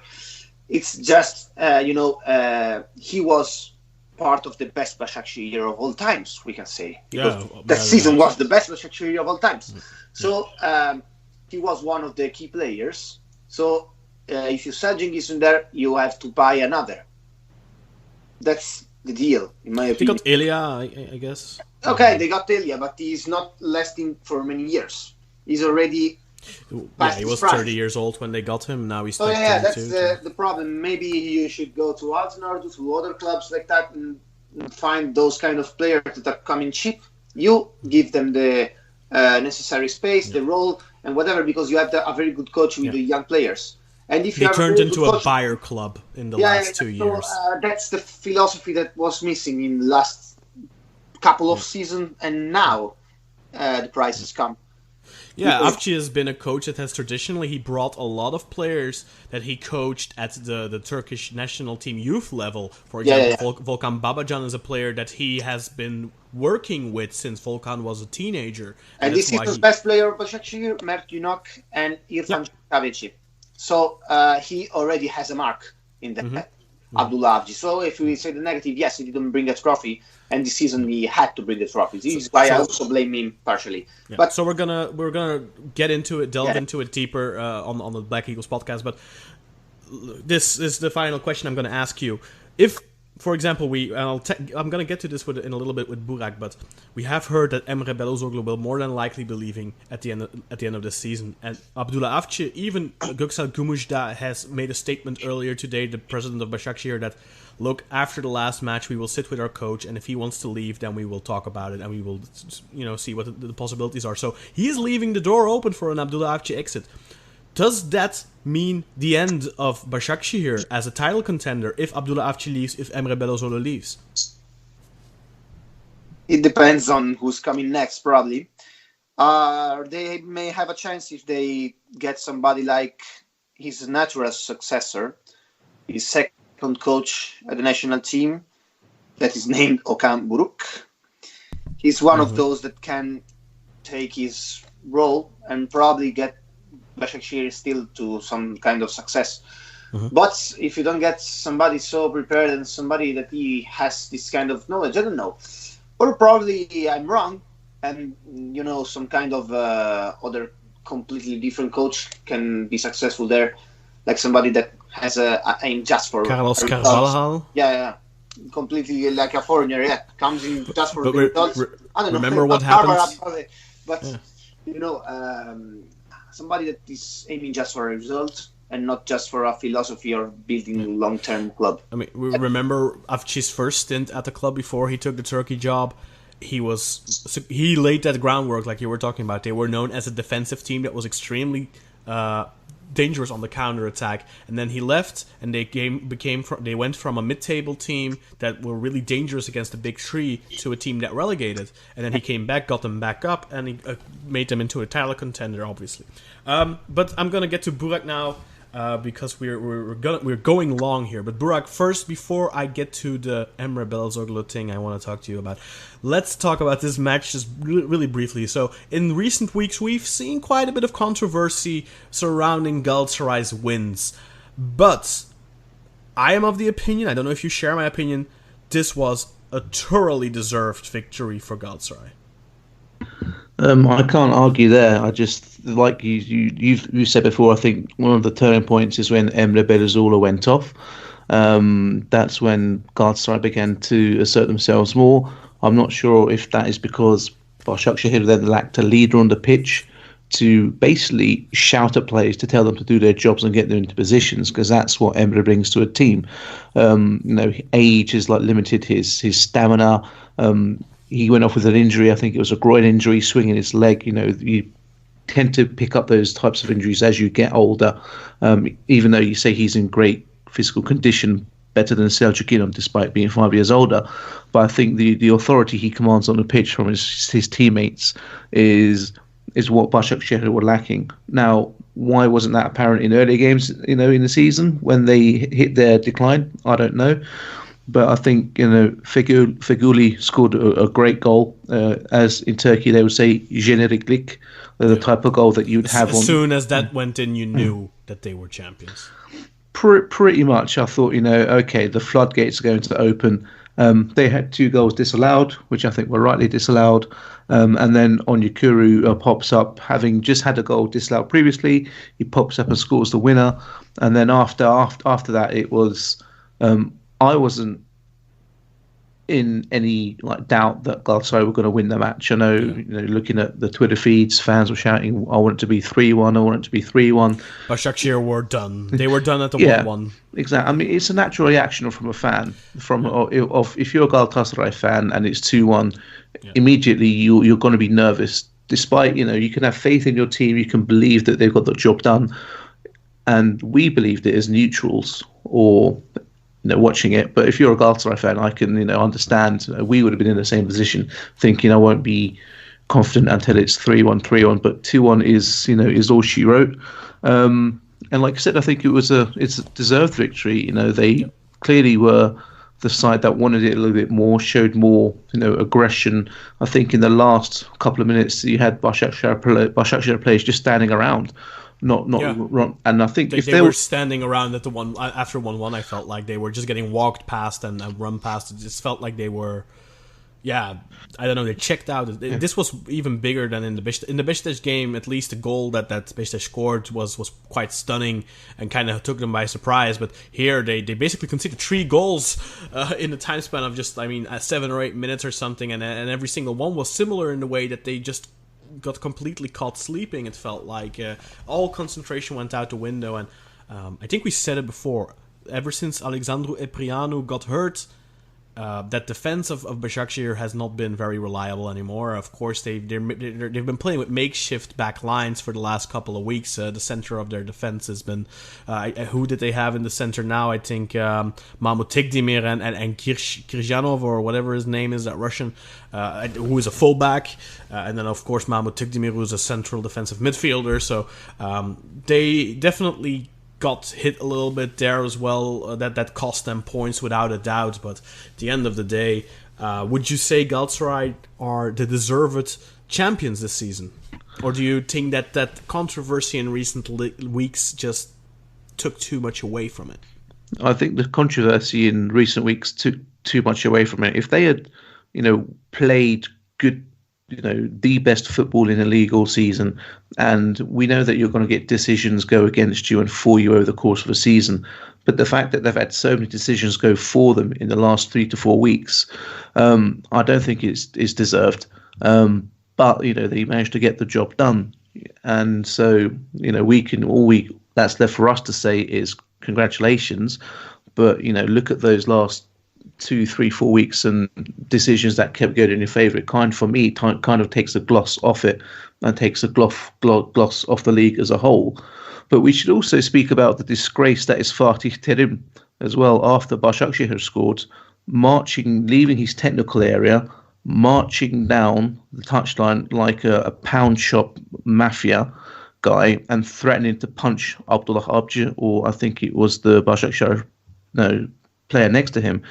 And the eyes of the world are on this league, or they're on this championship match, and the scene that comes out. In Turkey, it's all about Galatasaray winning, the celebrations in Florya, in Taksim, which is good to see. It's good to see fans having fun, and if you won. But being a resident of the UK, sites like BBC, newspapers, the rags, the rags, the images of Fatih Terim marching down the touchline and threatening to punch a manager. And like I've said, I'm not sure if I've said it on a podcast before. No, I respect his achievements as a coach. He's the most successful Turkish coach in history, but I do not like him as a human being. I just think he was called a kabadayı by Ali Koç. I think that's a perfect description for him. And I just think it's disgraceful behaviour. And I know he's been put forward to get a ban. I'm not sure what number of ban he's going to get. But like we were talking earlier, if you're a player, you can't lose your cool. You can't go up to a referee and get in his face like Lopez did in the cup final and like the Malatyaspor player did. But you're the coach of Galatasaray Football Club, Turkey's most successful football club in history. And you're coach, because there's this 8 title, if I'm not mistaken. It could be, but what takes it off is the image of him marching down the wing with this hatred in his eyes and threatening to punch someone. And but that's not the first time that Fatih Terim has done something like that. Of course, in Switzerland, we all remember the qualifiers where everything escalated, which was in large part due to Fatih Terim's combustible personality. But Umut, do you understand Burak's frustration with Fatih Terim, or do you think it's just a case of Dr. Jekyll, Mr. Hyde type, where he's a great guy off the pitch, but once he gets between those lines, or next to those lines, I should say, he just turns into an overly competitive monster, perhaps. Or bellend, as we would say in England, an absolute bellend. Who did you talk about, like Terim or Burak? Terim. Not me. I've never done anything like that in my life. Terim. I mean, yeah, he needs that kind of violence, I think, because to be in that kind of characteristic, in a winner kind of characteristic, he needs that attitude, because it's part of his coaching style, part of his personality, I think, because that is the way for him to flame up his players. He shows that instinct, so in order to flame up their players. Yeah, we've seen him being extremely successful. He's had 4 stints at Galatasaray now, and he has won titles in 3 of those 4 stints. He's been extremely successful, without a doubt. It's just undeniable, the most successful Turkish coach, or coach in Turkey ever of all time. There's no denying that, and he deserves that feather on his cap for sure. But of course, it is also understandable that some people like Burak are not too happy with him after that sort of behavior. Bruno, what is your take on my take Terim's? is interesting in this also fresh news that 1453 Başakşehirler, we say the fans of Başakşehir, just are doing a protest with some banners outside of their Fatih Terim arena. To change the name. They want to change the name because they lost twice now the title against Fatih Terim, and so it looks like it's not very good idea to name the arena against their rival. It looks like so. Well, I don't know how this thing will turn out, but anyway, it's interesting. Okay, we also did talk about why did Adebayor get a yellow card for getting pushed by the Galatasaray substitute, who should have been sent off. Right, yeah, he should have been sent off. Yeah, that for was pushing a nasty him down. Push. Yeah, he pushed him down into the dugout. Ismail Chipe. Yeah, the goalkeeper. Yeah, that was a red card without a doubt. Yeah. Yeah. So again, where's the VAR? I mean, that's why I think it's. I don't think it's a deserved championship, but they've won it, so you could argue that it is deserved. But then the question is, who deserved it more? I think that's the problem. We don't really have a team that's. I think that's the thing. Galatasaray deserved that because they still believed that when they were -8. So basically, my take. And also, basically, they killed themselves, basically. So, apologies. That when somebody kills themselves, it's just the next one. They are the next one. I think that the thing with Galatasaray as well is, whether their wins in recent weeks were controversial or not. I think what you can say is that they have an extremely high amount of confidence. And I do think that getting wins like they did, like for example against Rizespor, that one was... against Akhisar with Mitroglou scoring at the 90th, whatever. Yeah, yes, but that one they earned that because they forced the mistake. Exactly, they didn't win with controversy there. The Rizespor game is something completely different, where that was basically a screw job by the ref. But that's not how their players will look at it. That's obviously not how their fans look at it. That's not how the players look at it either. The players look at it in a way of, we kept believing, we kept pushing, and we got the victory in the end. So whether you win deservedly with controversy, with help from the referee or not, in the eyes of the players, that doesn't matter. It only increases their spirit, their morale, and their mental strength. And I think we've seen that from them. I think they have proven to be the most mentally strong team. I mean, Başakşehir obviously have caved mentally. Beşiktaş have given up after, well, which is understandable, but they gave up after the Galatasaray match. But Galatasaray mentally have proven to be the stronger team. I think also I remember very much after the Konya game and after all that, when shit was hitting the fan, so to speak, I remember saying, and I'm gonna committed mea culpa here. I remember saying it's over. It's over. Galatasaray cannot win the title anymore because they are focusing on the referee. They're not focusing on the season anymore. They're just, it's all everyone else's fault and blah and blah and blah. We all said that, I think. Yes. I think we all thought it was over, but they kept going, and that's to Fatih Terim's credit. Obviously, second half of the season, that pressure on the refs, on the federation had a desired effect, because let's not forget the Trabzonspor match early in the second half of the season was highly controversial too. Trabzon definitely got hard done there too, and Galatasaray have had, I think, in the second half of the season, I don't know if they had a single big decision go against them, while they had multiple big decisions go for them. And in the first half of the season, they had a couple really big decisions go against them. No argument there. But in the second half of the season, it kind of felt like a one-way traffic in that regard. Even though in the first half of the season they had bad decisions against, but they also had some for.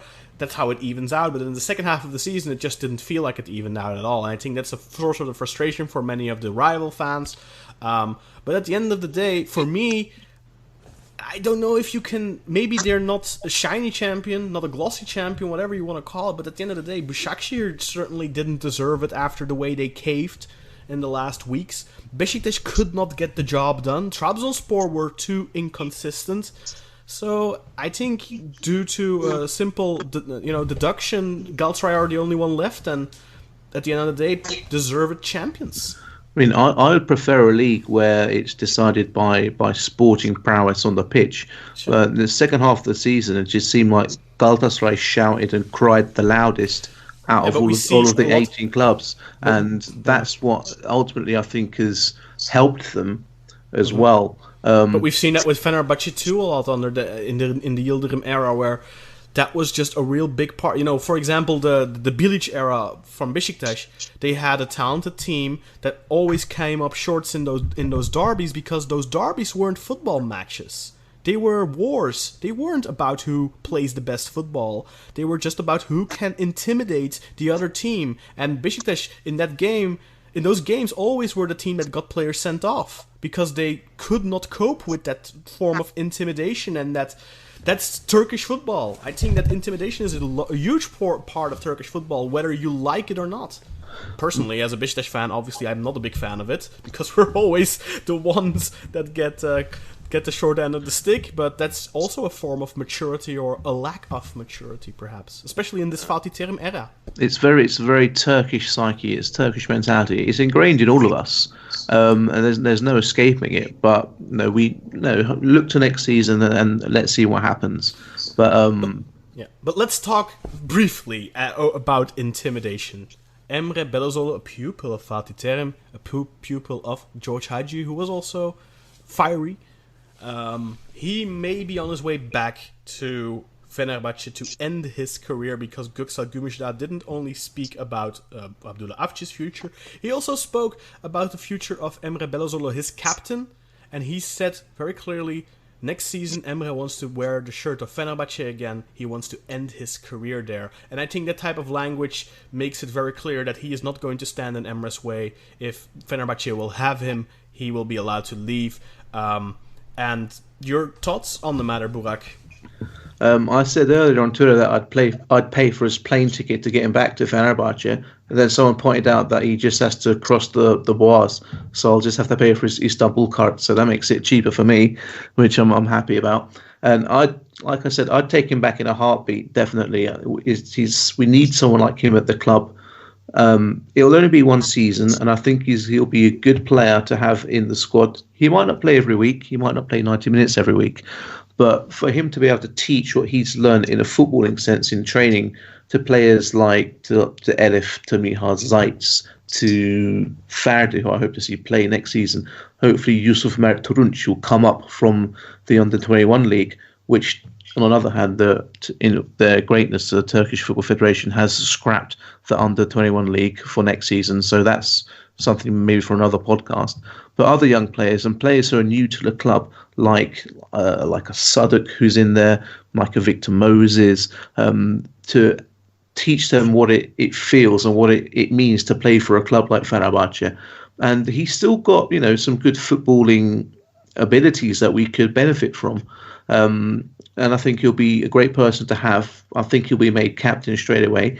They've told us that Volkan Demirel is going to have his last game at the weekend. I'm not sure if he's still banned for what he said after a previous match, but if he doesn't start, it might be nice to bring him on for the last 5 minutes to give him a send-off at Şükrü. I think, you install Emre Belözoğlu as a captain, and he's always someone that has given a shit about what happens on a football pitch. Rival teams obviously hate him just because of the way he is. But I think he's Isn't that the same thing how you feel about Fatih Terim is how most people feel about Emre Belözoğlu? So aren't you being a hypocrite, Burak? No, not at all, because Emre keeps on the pitch, and the way those journalists that he assaulted may not agree, but okay. Yeah, but you got Fatih Terim as the coach, and I think his behaviour is more of a disgrace than an actual footballer, because you've got a coach representing the team.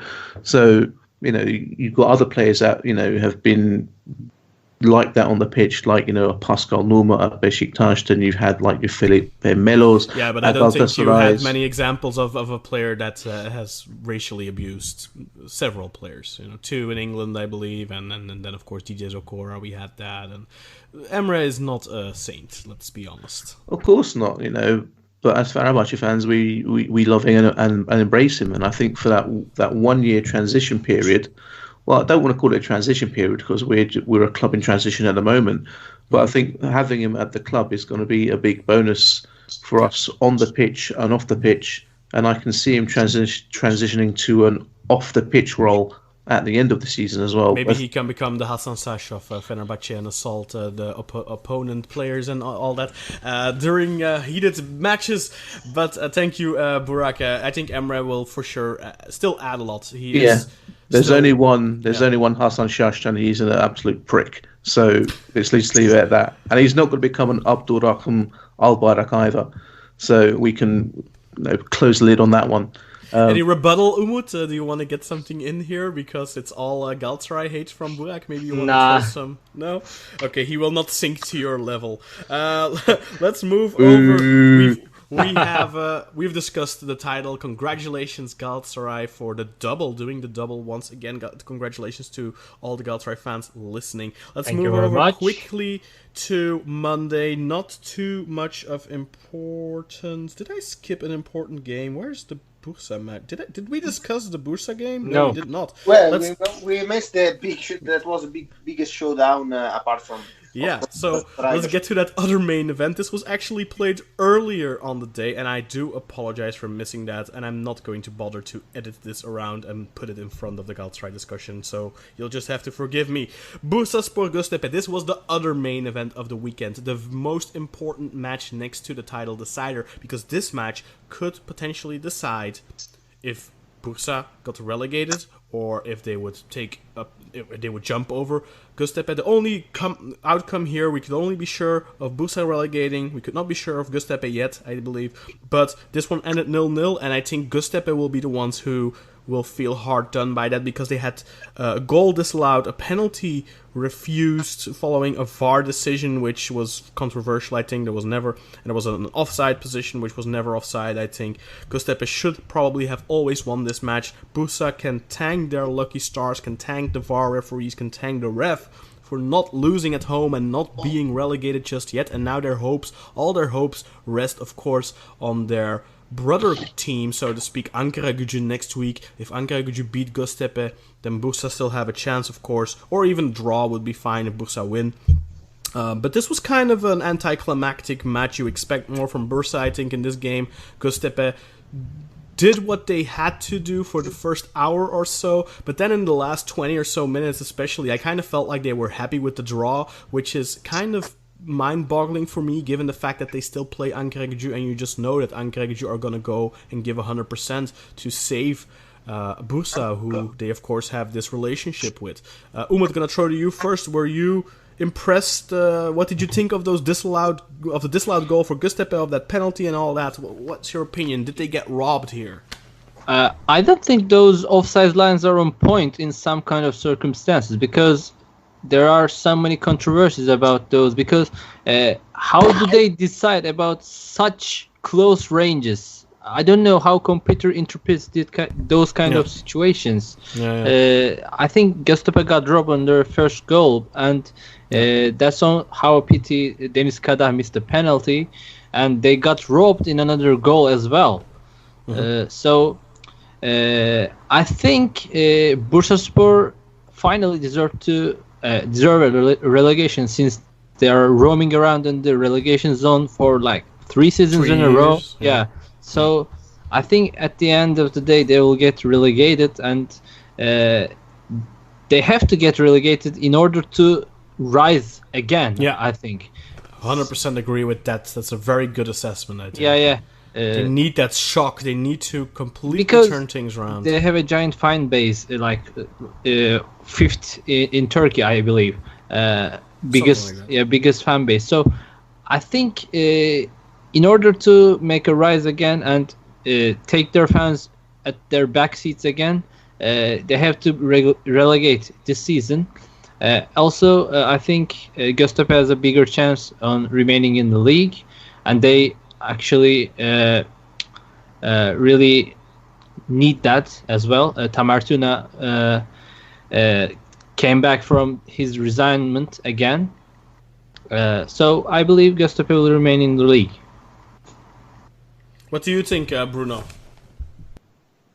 Well, I watched the match, and I was able to say that Göztepe, honestly, they deserve to win.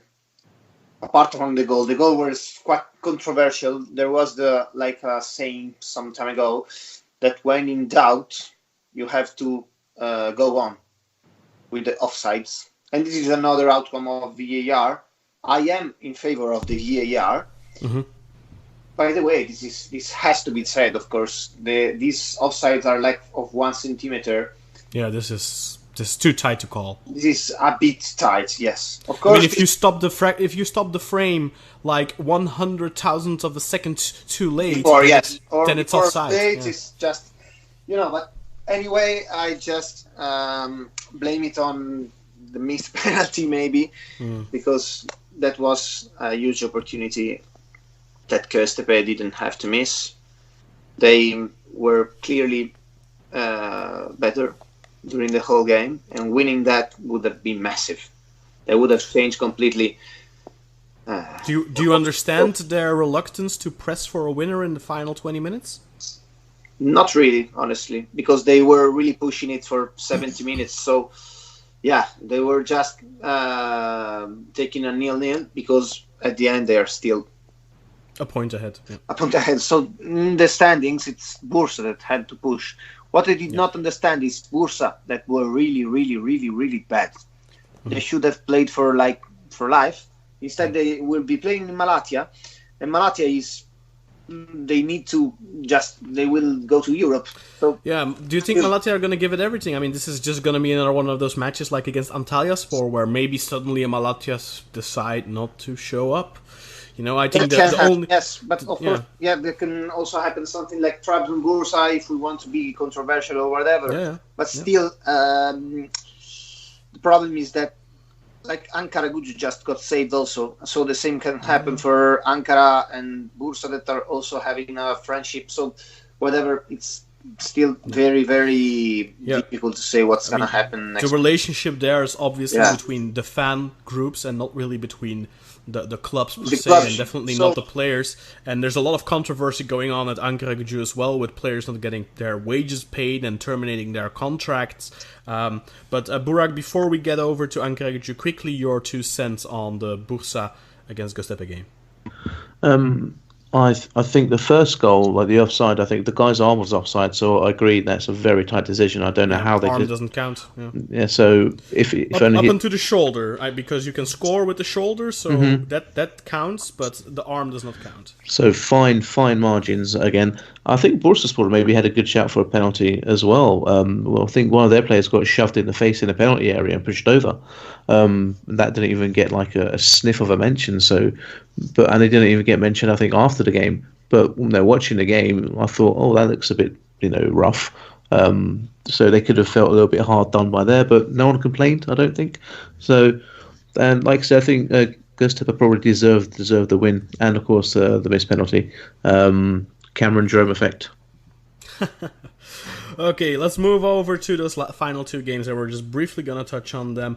The first one, Antalyaspor against Ankara. The first one, Ankaragücü against Sivasspor, ended 3-1, and that means Ankaragücü are now mathematically safe. They can no longer be relegated. The goals here came from Hadi Sako, which was a screamer in the 24th minute. Tyler Boyd again scoring in the 34th minute, 10 minutes after the opener, and then Hector Canteros scored in the first 5 minutes of the second half to make it 3-0, and David Braz got one back with a header in the 61st minute for Sivasspor, but really not much to say here. Ankaragücü deserved winner, staying in the league despite the fact that they have been having players not getting paid for over 6 months. Half their team left in January. They got a whole new team, and now we're at the end of the season, and their players are still not getting paid. So it's really remarkable. And of course, we did have our special short episode earlier this week with Nadim Raja to talk about Ankaragücü's precarious position, and they may actually start next season with a -6 point deduction. If you want to learn more about that, go check out that quick 20-minute episode that I did with Nadim during the midweek. But does anyone have anything to add here to the Ankaragücü Sivas game? Not for this game, but a trivial thing is that if Bursaspor got relegated, it will be the first time ever in the league, like a champions will be relegated in the league's history, I believe. Yeah. I was also writing that. I think Kaan, a couple of years ago when there were the Bursa Trabzon game, that was we were all like waiting for that to happen. Yeah, that would have been historical, and it didn't happen. But when you play with fire, soon you get probably burnt sometimes. Yeah, so they've Bursa been are flirting playing with fire definitely in the last years, and that's gonna happen. At this point, it seems like it's inevitable that they're going to relegate. Whether it's this season or next season, it's gonna happen at some point. But let's move over to one last game of another relegation candidate. Erzurumspor played Fenerbahce, and they lost at home due to a 59-minute Victor Moses penalty. I thought Erzurumspor were quite good in this game. I think there were a couple of controversial positions, 2 penalty shouts, one in the first half, one in the second half for Erzurumspor. Tolgay Aslan should have been sent off. I think he did a clear slap in the face of a player that was nowhere near a natural movement with his arm. He just smacked him. Should have been sent off. But ultimately, it's Fenerbahce who get the win here through a penalty, and maybe Erzurumspor will look a little bit at the referee after that match. But Burak, I'm gonna let you have your say first. Maybe rebuttal what I'm saying, and I know you had a little bit of stuff to add as well.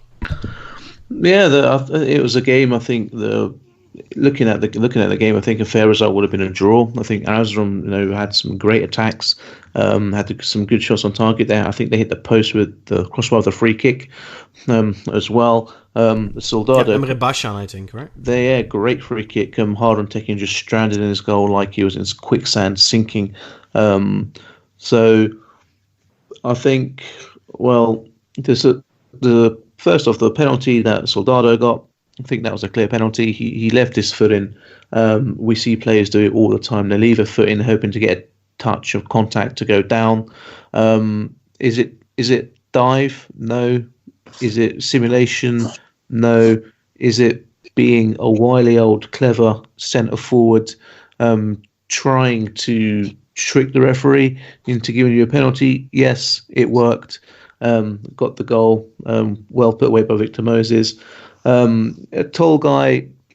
Well, yeah, he had the incident with Hakan when they were, butting heads like goats. Again, he's one with a bit of a temper. Yeah, but that happened after Tolgay basically smacked him in the face. It wasn't like an elbow or anything, but it was a very clear whoop. I'm gesturing here, but of course nobody can see it. Yep, you should do it on YouTube or something. Yeah. But yeah, he was lucky. That could have been a red card, and they didn't even go to the VAR for that because they probably thought season's over. But it's Erzurum are fighting for survival. Yeah, but it's just season's over, but the season isn't over for Erzurum. Erzurum were playing for their lives, so that's a very, very poor decision. I mean, it wouldn't have mattered for Fenerbahce, but it mattered immensely for Erzurumspor. So I felt, I don't know, I felt bad for them. Yeah, and then I think one of the penalty shouts that I think that Alisson had was it when Lokman went down in the second half. With Skirtel, yeah. And then the first half was another one, I don't exactly remember. I think with Gilles Suno or something. But, they're both not penalties for me, especially the Lokman one. They're just jumping in a penalty area and he gets the faintest of touches. I think he's been studying Mbaye Jagna. A mouse farted and he fell. Exactly, he's a big, strong guy, but you understand why players do it. But sometimes it just looks ridiculous, and I'd like to just see a clip of all the players going down when a mouse farts, set to some comedy music like Laurel and Hardy. Exactly, and Soldado had, I think he should have scored in the first half to make it 1-0, but great save by the Amazon keeper. Great goalkeeper Shehic, it's fantastic. He misses again, and I'm like, well, what do you expect? It's like putting your hand in the fire and it gets burned. You'll be rid of him in 2 weeks. Thank God for that. But we put a nice little run together, 3 victories in a row. So we go into the last game at home with confidence, and hopefully we can send the fans home happy. And you're in 8th position now, and.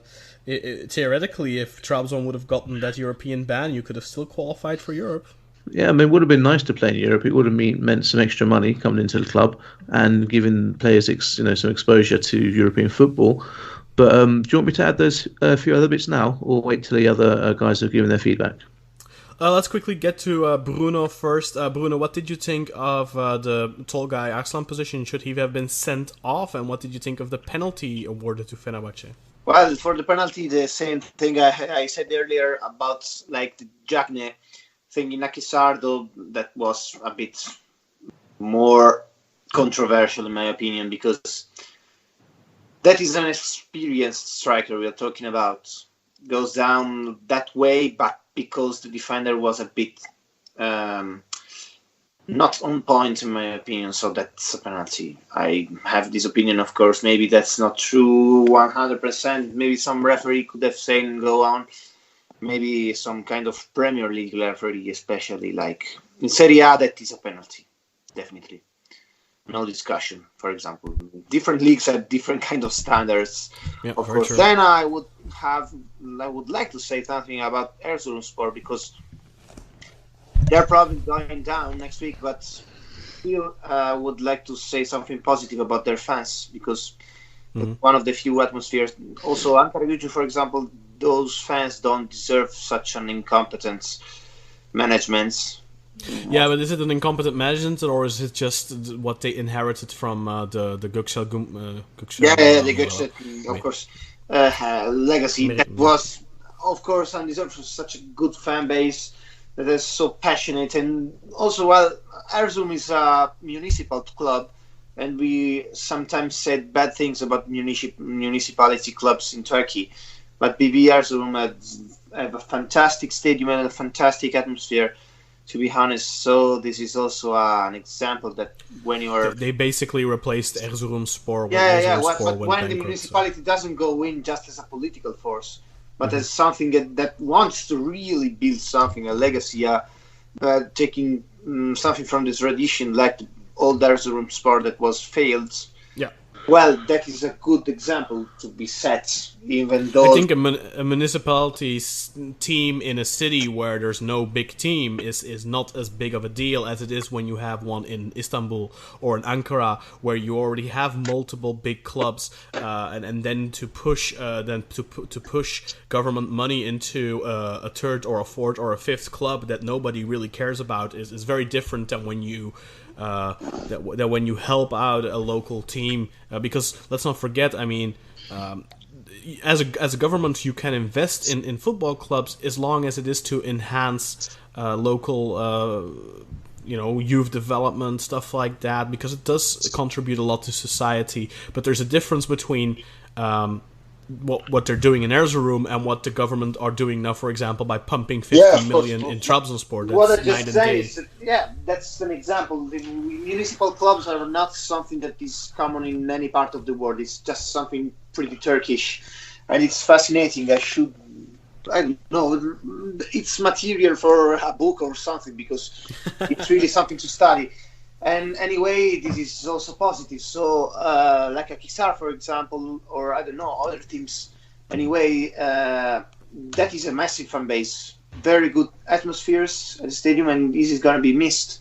For example, another historical club of Turkish football, that is Mersin İdman Yurdu, got dissolved the other day. So Anatolia needs desperately good examples, and when Anatolia risks to lose one of the two champions Anatolia had, is Bursa, next week, is something really sad, probably, on that thing. And also Erzurum is a very good example for how football in Anatolia could have been developed also from municipalities. So yeah, that's something sad probably for Turkish football next week. It's going to happen, because at the same time I hope Göztepe is going to be saved, because they are a very good team. I liked them when I visited them in Izmir, and they are a very good example, also very good fan base. So anyway, a club with a lot of history, and whatever happens next week is going to be that we are going to lose two very good fan bases.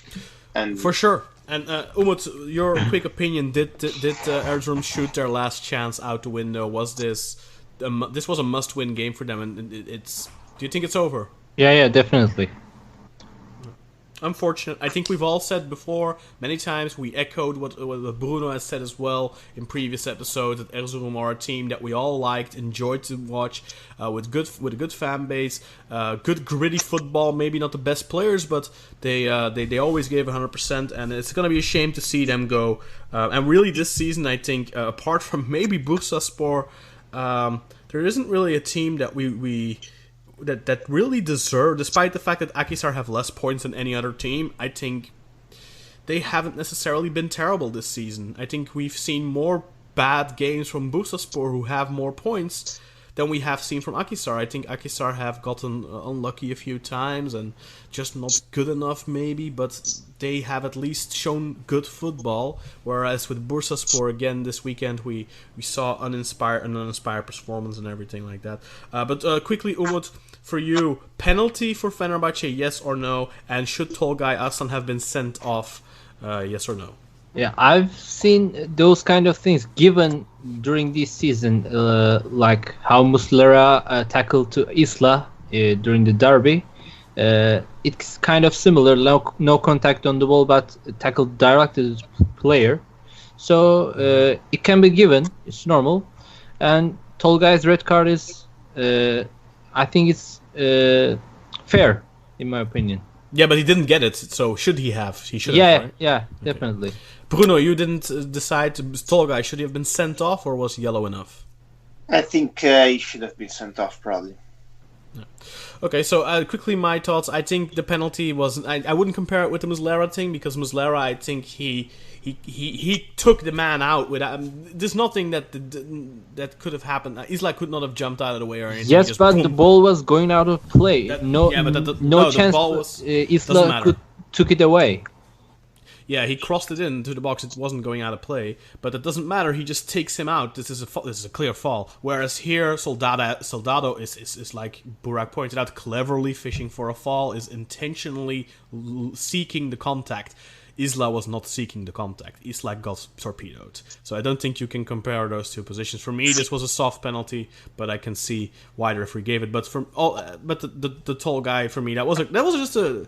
Sometimes you have, like, when there's a duel and you're trying to, protect the ball and your arms are out a little bit wide and you're swinging it a little bit, but you don't have the intention to hurt anyone. But this was just, boop, slap him in the face. Not gonna say that he was gonna break his nose or anything, because that's definitely not the case, but this for me was a red card because it was just an unnecessary. But I also recall that same kind of thing wasn't given for Utka Yuvakuran, who tackled to Can Armel Droll during an Antalya game for Beşiktaş.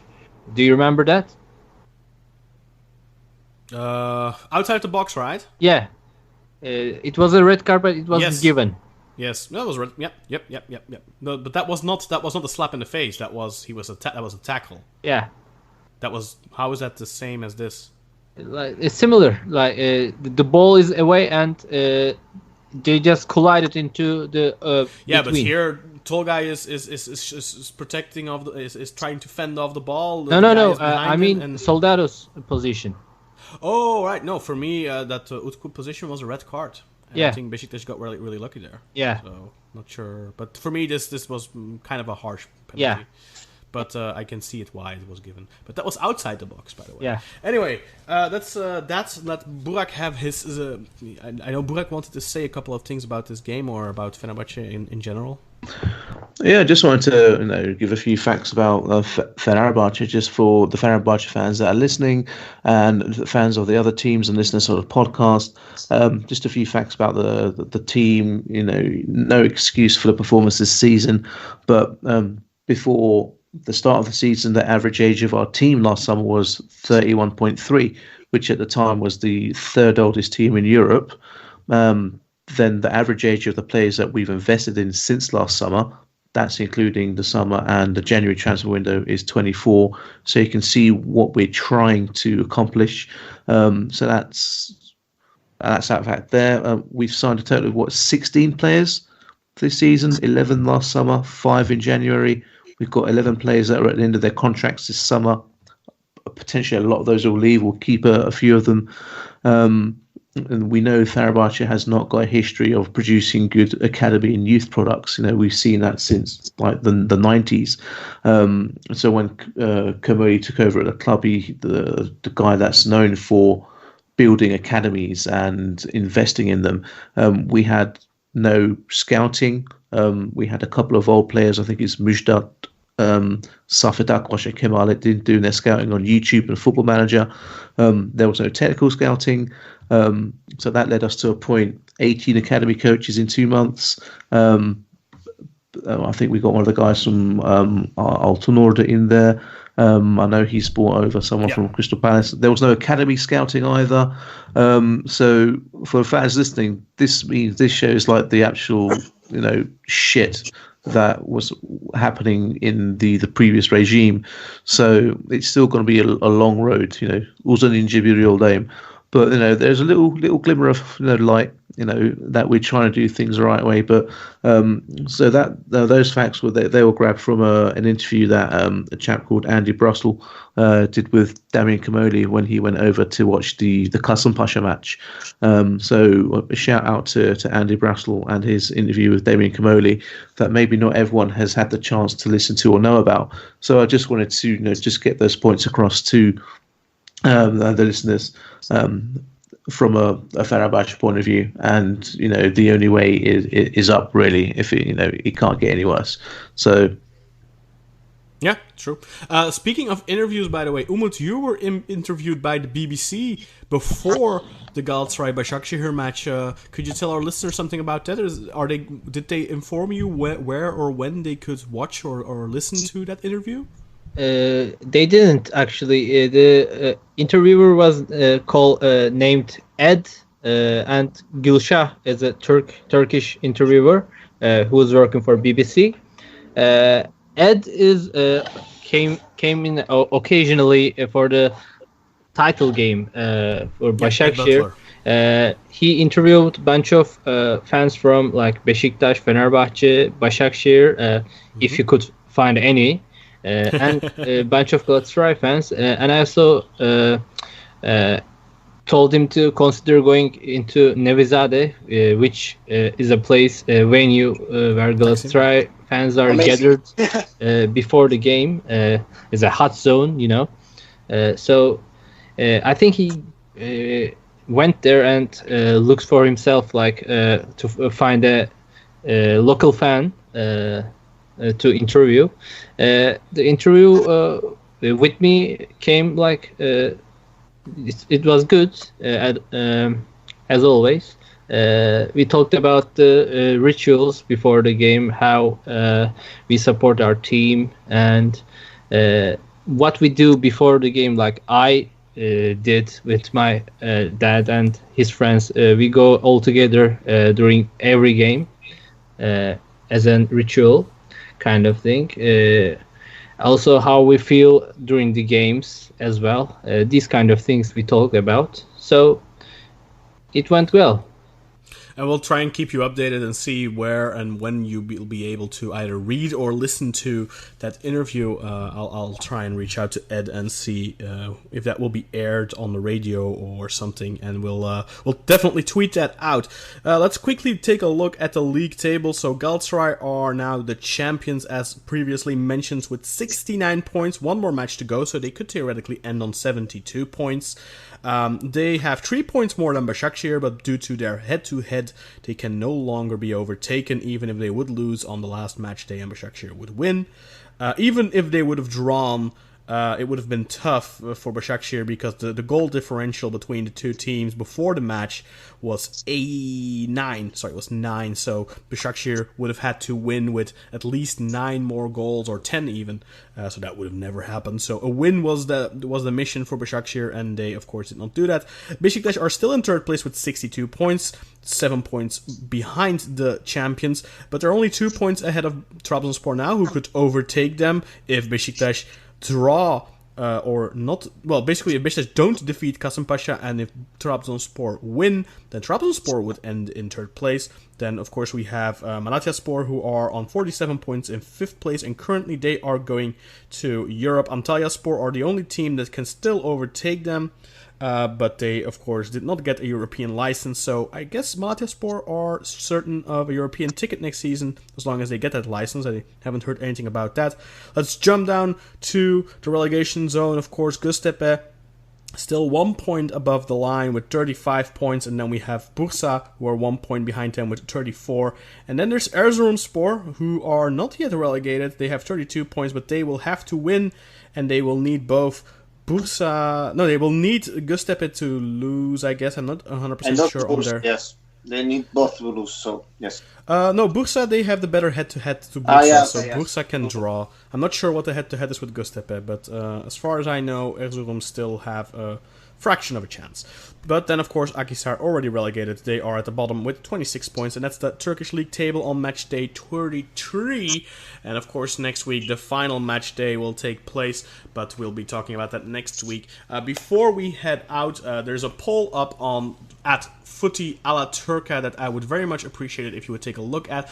If you listen to our little interview, my little talk with Nadim, which was kind of a breaking news at the time, which with Ankara Gücü coming out, if you listen to that and you like that format of a 10-20 minute news update, please have a vote on our poll on the Footy a la Turca account. Would you be interested in becoming a Patreon and supporting the podcast? Obviously, hosting the podcast, it costs a lot of money. We're not asking for a handout, so we would provide you a service of extra news bulletins being brought 2 or 3 times a week at least. We're talking about, let's say, €2 a month or something, which you could get, and then you would get 3 additional episodes of 10 to 20 minutes news highlights, which especially in the coming months are going to be very interesting with the transfer window opening once again, when there will be a lot of news to talk about. So would you be interested in that? Go vote on our poll. The options are yes, no, and depending on the price, but the price would be maximum €2 or something per month. So if you would be interested in that, please let us know. Also, if you're not interested, please let us know. It's important for us to gauge if it's worth doing. If enough people say yes, then it's definitely something we will be doing, and that would be a great way for you to support the podcast and help us to keep this thing going, of course. So thank you very much for listening to that little rant of mine. So thanks, guys. Bruno, thank you very much, and I look forward to speaking to you more in depth on Abdullah Avci. We'll be talking about him because it does look like he is the main candidate right now to take over at Beşiktaş, contrary to what I said last week, because my sources who are close to Lucescu did tell me that it's very close for Lucescu to take over the job at Beşiktaş. But I do have to say, before the Abdullah Avci news came out 1 or 2 days ago, I did get a message in the morning saying that Lucescu was asked to wait. I don't know if I shared that with you guys. I know I shared it with my friends in my Beşiktaş chat.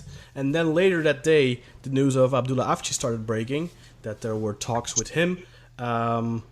So interesting developments certainly to come up. I will be talking to Bruno, who of course has had a sit-down talk with Abdullah, who knows more about him as a coach, knows more about him as a personality on a personal level. Maybe can give us a different perspective than us from the outside looking in. But that will be on the Black Eagles podcast, so give that a look. Burak, I'm very happy to have you here again. Don't you ever go on a wrestling trip again. We need your penalty and rule expertise to decide if something is wrong or not. And Umut, thank you very much. And again, congratulations to you. Thank you very much. Thank you all for listening as well to episode 14 of Football a la Turca. Cheers.